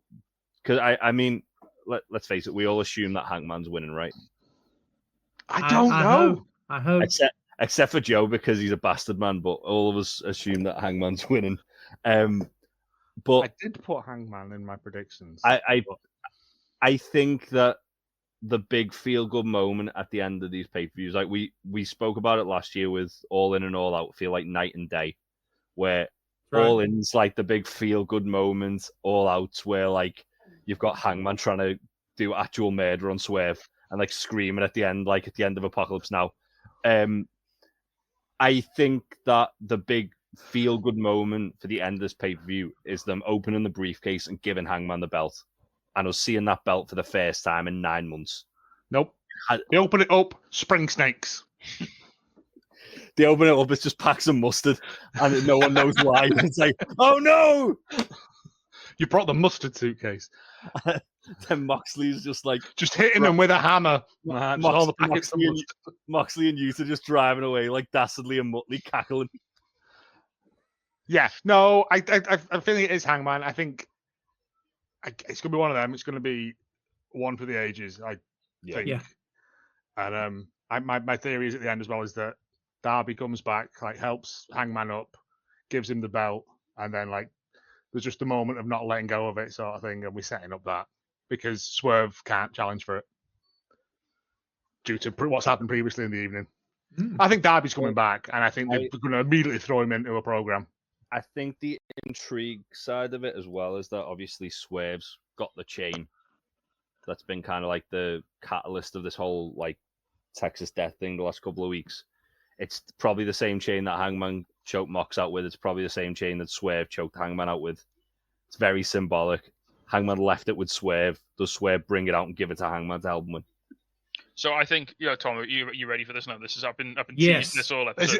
Is this the big theory? Well, it's not a big theory. It's kind of Come on. It's not as exciting. So I think we're going to see maybe a callback to the Bucks giving the nod, but from Swerve. Yeah. Like it's going to the whole because like we don't need to talk about the segment that was on Collision, which made me go feral. Like Hangman and Swerve. This whole we said on this show before. The whole storyline here has been about these two guys who can't express their feelings properly to each other. They can't admit that they're wrong or that they did a bad thing, and they finally did it. They got it all out there. And like Swerve said, like the person I was wouldn't have regretted this, but now I do, and I've lost everything, and it sucks. And Hangman, and then even Hangman was like, there was this really like tender moment where Hangman was like, just, I'm gonna bring my family to the show, like just please don't go near them. Yeah, like they still don't like each other, but they acknowledge that like they've both sort of. Well, he said, didn't he? He said like my son still wakes up thinking you're in his room. And like, so, his child wouldn't remember at that age. Anyway, and so they've still got this like they don't like each other. They've got this like mutual respect almost from what they've been through. And so I think there's a chance that we see Swerve come out, as you say, Jay, with the chain. He gives Hangman the nod. He gives Hangman the chain. Maybe that's how the match ends. We win. Yeah. But then you've got this then. So Swerve then could maybe say to Hangman, "Look, I can't challenge for the title for a year because I've lost this match to the Young Bucks. I think that's going to happen." Then he says to Hangman, "Well, you best still be the champion in a year's time. When it's my turn, You best still be on this plinth. You And best then- still be there for me.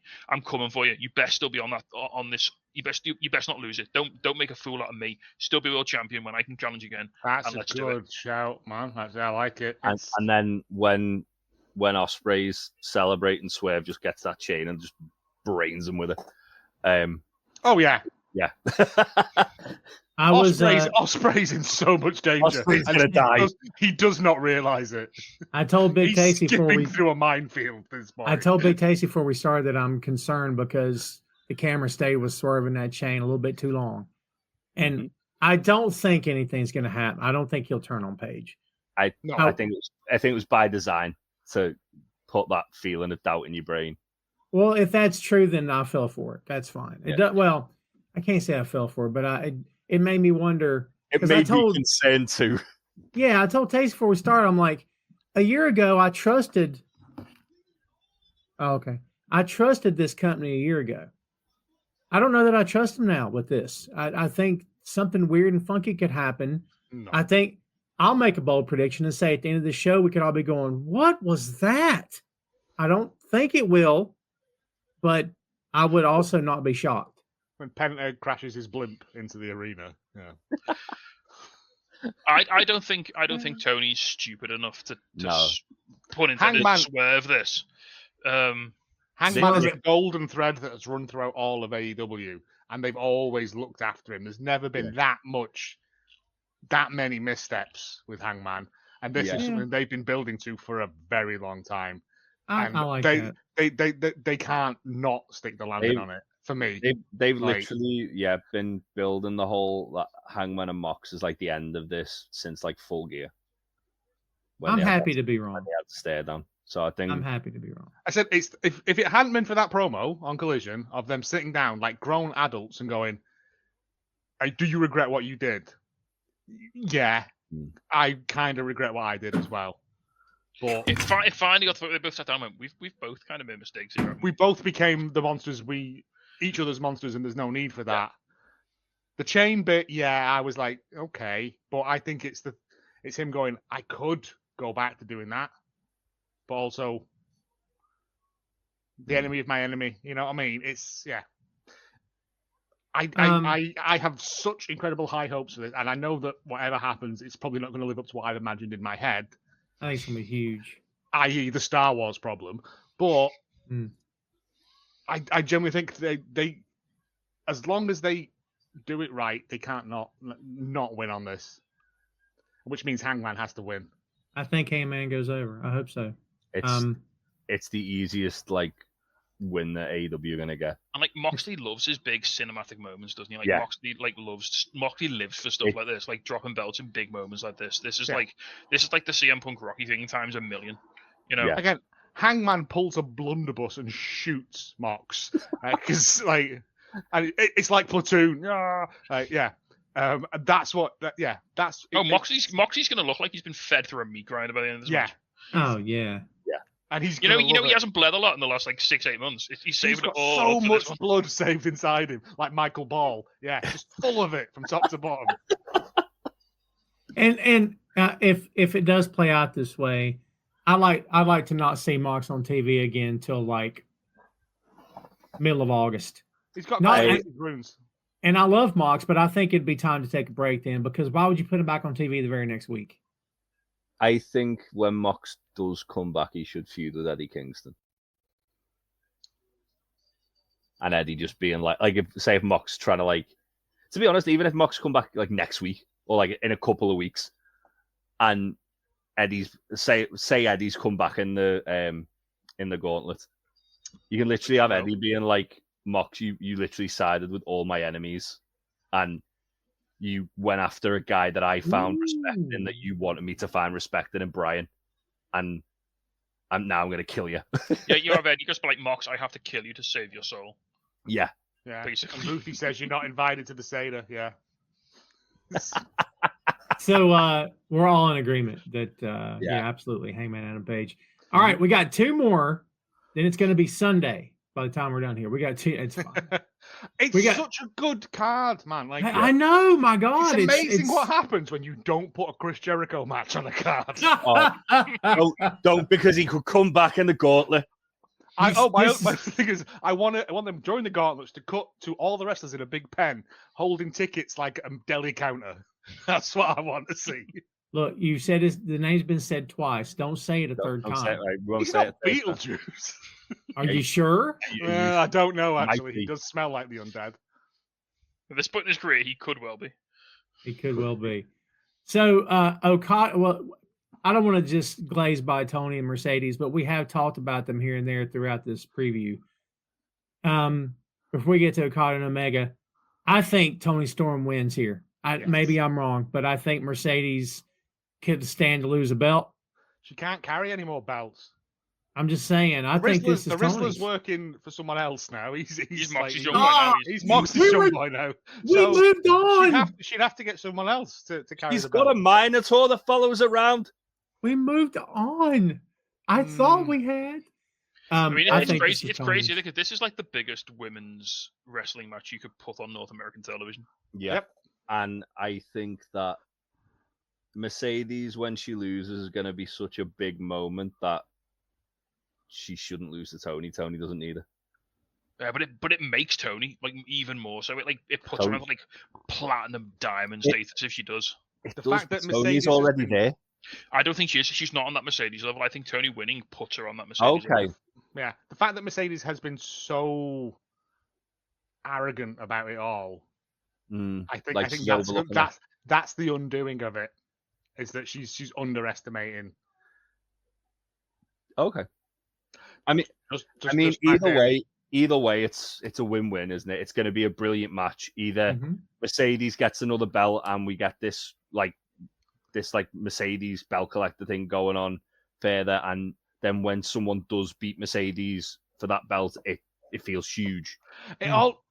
I think that a lot of this depends on what happens in the women's casino. Yeah, because Athena could be in that. I think Athena will be in that, and I think if Athena or Stat win it, then Mercedes probably wins because they're the two people who've kind of took Mercedes closest to losing The limit, in AEW. Maybe throw Willow in that argument as well, to be fair, because she has actually beaten Mercedes outside of AEW. But not Eddie Wiener. Yes. But not Wiener. Eddie Kingston.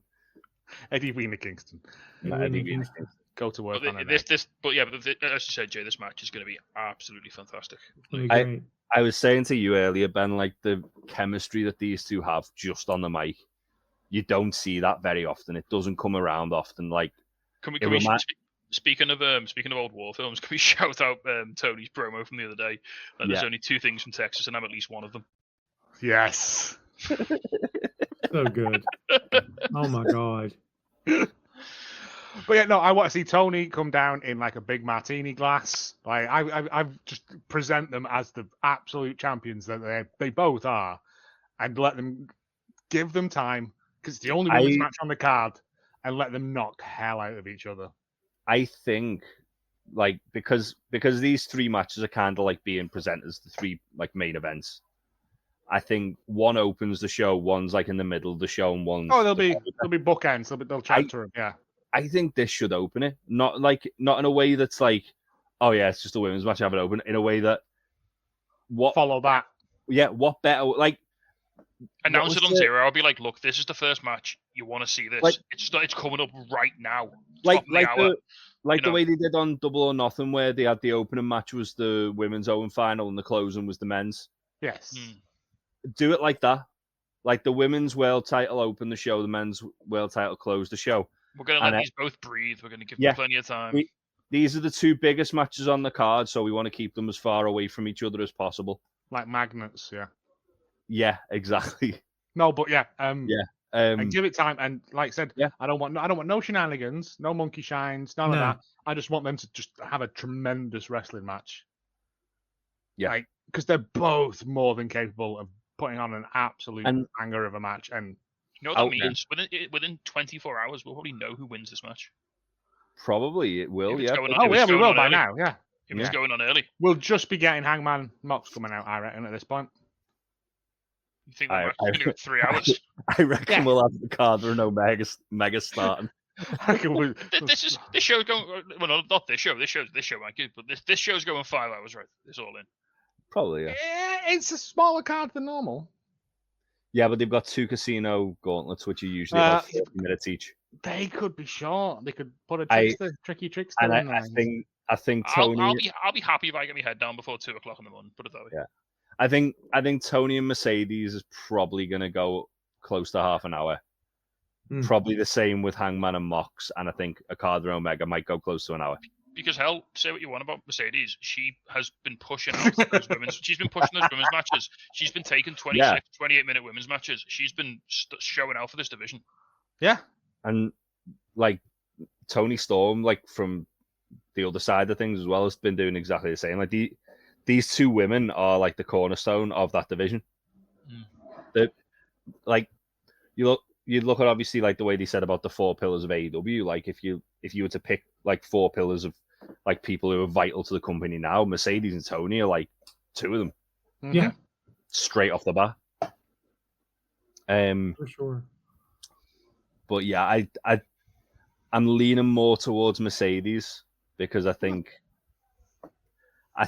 Tony can take the loss here, whereas Mercedes, when she does lose, it's going to feel huge. But I do agree with your point as well, where it's like it will elevate Tony to Mercedes level if she beats Mercedes. And then you've got 2 like bona fide world class superstars in that division. Then. Yeah. I think Tony's winning. Because exciting either way.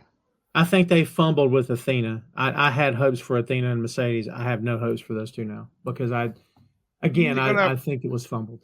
They're circling back round for another pass. It's fine. Yeah. Yes. Mercedes has said a few times like that Owen match was just part 1. Like, well, that's good. They definitely have like the idea that they want to do a program together. So we got to do another few Mercedes Chris Stanley matches as well because they were amazing. Yeah. Yeah. We got Okada and Omega, and that's it. So, and it's mad that this is a match we're not even talking about as a main event, and it's crazy. 7 years after the last match, 7 years since the last match. 7. What is time? The first time they're going to be 1-on-1 in an AEW ring. I think this is Omega's to win. I think Okada's had an incredible streak, but I think he loses the match. Yeah, we're getting Okada that gives a damn now. We'll see. I think because the way they kind of like they were talking about this belt situation was this belts. Is kind of belts situation. Belt 1, belt 2, belt 3, belt. Who knows? Not even Tony knows at this point. He'll make it up on the day. I think it's just a series of interlocked belts that make another belt, like a transformer. Yeah. Or a GoBot, like one of those Power Rangers, like Megazord. No GoBot. So like Devastator. I think if they wanted to use this kind of like the way they did with the Continental Crown, where it wasn't defended all the time, but whenever it was, it felt like a big deal because it was Okada defending his belt. They did that, like they could literally do it. Obviously, Kenny said he's got like finite time left, and he knows he's only got a certain amount of matches that he feels like his body can handle.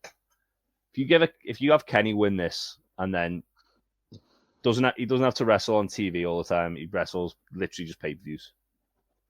Maybe the odd like Dynamite special.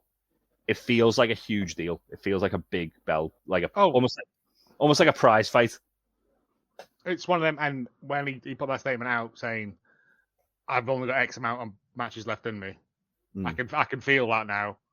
Yeah, I think that Kenny probably is winning this, but I think it's going to be one of those. Both of them are just go out and absolutely try and kill each other. And then is this almost like the start of Kenny's retirement tour? Then, like this title reign, if he wins it, it's like not necessarily a retirement tour, but like it's like this is his like sort of pathway to sort of exiting the business. Is like here's his like he's gonna have like 10 massive matches with these belts, and then that's it. Maybe I don't know. Yeah, but the thing, if he's speaking truth, he could just be being a. And can we just accept as well that like There is an infinite number of Kenny matches left. Obviously, there's an infinite number of everyone's matches left, but Kenny's number's a lot smaller than a lot of people's. Yeah. Hot damn, we're gonna see an absolute barn burner here, aren't we? I- Christ. I'm kind of glad that if Kenny's like realized he's only got like a certain amount of matches that he can perform at a certain caliber left, that he's gonna just go and have these big matches and like one more time with the card. You know, for a fat both these guys are gonna give it their all. They're gonna try. Yeah, and, these guys probably never do this again. yeah, they're gonna try. They're gonna try and top the Dominion match somehow. But it's going to be so fascinating because obviously they're not the same guys. Like Kenny said, like I'm not that guy anymore. Like I can't do this. Like, but he's going to have to do something different. He's going to have to do something else, and it's going to be phenomenal to see how, because they're brilliant wrestling minds. Two of the best wrestling minds on the planet. It's going to be so. Like I said, the Okada Ibushi match the other day, I was like, oh my god, I've forgotten that when Okada tries, he's phenomenal. Like, when you've got like third gear Okada doing like 15-minute TV matches, and it's like. It's still a really, really good match, but imagine if he had like an extra 10 minutes on this and he could get into that fourth and imagine fifth if someone was just spitting fuel into the intake like in Mad Max. Yeah. I think these guys are going to go close to an hour because that's what they're known for. Oh, and it's going to be... It's going to be amazing. I'm excited for the madness that they're going to wrought upon the world. Dave Meltzer's going to have blood coming out of every orifice on his body and ascend to the heavens, and he's going to have to reevaluate his star system. It's going to get 8 stars, guys. Would have been 9, but Tokyo Dome. Yeah. But either way, I think this, even if it's not as good as the others, it's still going to be incredible. I just think it's going to be different. Yeah, it'll be different. But that's the beauty of all the matches. Like the first one and the second one were both very similar matches in the sense that the second one had a lot of callbacks to the first one. The third one was totally different because it was a lot faster paced because it was like that shorter time limit. And then the 2 out of 3 falls was because it had no time limit. It was like, all right, well, we've got to be more sensible with how we stretch this out. Whereas this is going to have an hour time limit. Now, I don't think they're going to go to a time limit draw. Not on a pay-per-view. Not on a pay-per-view, not on a title unification match either, when they've unveiled the new title. I do think they're going to have an exceptional match, and it's a very good time to be a wrestling fan. Oh, that's I can't disagree with that. Well, that's 2 hours and 15 minutes, kids, and that's the whole card. Unless they change we could something. go on. But... Yeah. Well, unless they change something. If they do, we're not going to come back and talk about it. We're just going to watch it. Should we just start a watch along for Ring of Honor now? It starts in like an hour. Oh my God, it does, doesn't it?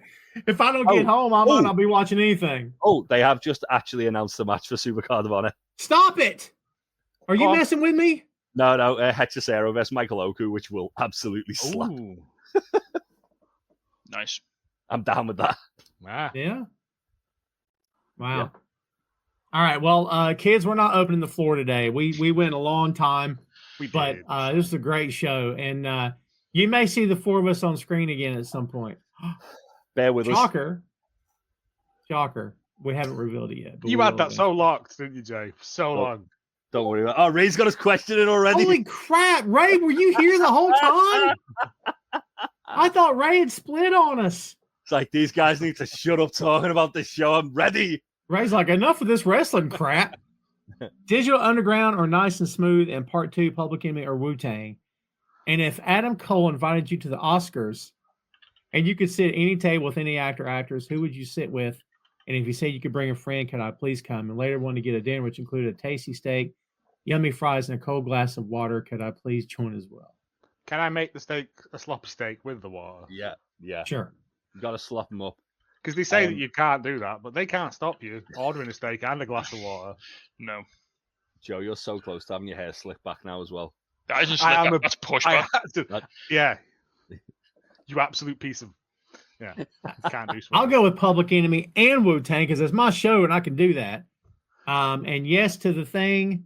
And who would I take if I could get Scarlett Johansson away from that schmuck she's married to? I'd take her because I don't like that guy. Number one, I don't like him. Number two, I don't like him because he's married to her. So That'd At be the who Oscars, I'd I'd take. go and sit next to one of the Del Toros, whoever was nicest. One of the Delta. I wouldn't be able to get Scarlett Johansson. I'd go with Weird Al Yankovic if he'd hang out with me. I'd go with Weird Al Yankovic. I'd go with Pedro Pascal because he seems like a cool guy. Ooh, I like that. Put me next to Kieran but you McCulkin. could be in Kieran loads of McCulkin's funny. photographs You'll make me then. laugh. Yeah, that'd be a shout, actually. Yeah. You can talk about Scott Pilgrim. We'll have a good time. That's true. And Digital Underground and Wu-Tang. Yeah, same. Digital Underground Wu-Tang. And Ray, you can always come and get a steak with me, mate, anytime. Yeah, but if you're monopolizing the cold water while it's this warm here, we'll be upset. Tap Oh water my only, God. no mineral. Yeah. We don't. I don't I'm do not mineral paying water. for water. I don't do mineral water. I don't drink tap water because I don't trust my tap. But because we buy a bottle of water and it's just fine. But yeah, See, I'm not. Again, before we leave, one last bit of UK law. So I don't know if it's the same for Joe, but me and Jay live in Liverpool, which is like near Wales in the UK. So all of our tap water comes from like the Welsh valleys. So it's basically spring water. Yeah. Oh wow! Our water's fit. Scottish water is the nicest water, Yeah. undoubtedly. And then north, and then when you get into like the south and London water is the worst water. I can't drink cups of tea in London because the water has bits in it. You get like it's got lime, it's hard water or soft, whichever the bad one is. It's hard water. Yeah. Yeah, it's got like lime scale in it, and Wow. it's disgusting. It tastes filth. Like it's the only time I'll buy bottled water is when I go like down south because I can't drink the tap water because it's horrible. We might statistically die 10 years younger than people who live in the south, but we have better tap water. So you know. Yeah. So Potato, swings potato, around innit? us, guys. Yeah. Well, that's all we got. We're gonna get out of here on tap water. So I'm glad we went. No, it's fine. I appreciate you guys coming on very much, guys. Anytime. If you will go to boinkstudios.com, you'll find links to these guys' podcasts and their socials. You're already good to go. So we appreciate everybody very much, guys. Thanks as always for joining. I appreciate you guys. Thanks for having us. Thanks for having us as always. Anytime. Pleasure to It's be here. always fun. Yeah. Of course. All right, there's the guys, and we're left with just the one guy. Thanks, everybody, for watching live and after the fact. Thanks for following us on the major platforms, for downloading, for following the show, for visiting boinkstudios.com, for following on the YouTube. Thanks for checking out Tom Clark's 6M podcast and Two Nations Under Ted, a Ted Lasso podcast. Stay tuned for news of a brand new show coming your way very soon. We'll be probably previewing that well within the month for sure. So stay tuned for that. Check out Tom Clark Reviews exclusive on the Boink Studios YouTube channel. And again, we appreciate your time. Everybody, do me a favor. Have a great weekend, okay? And we'll see you next week.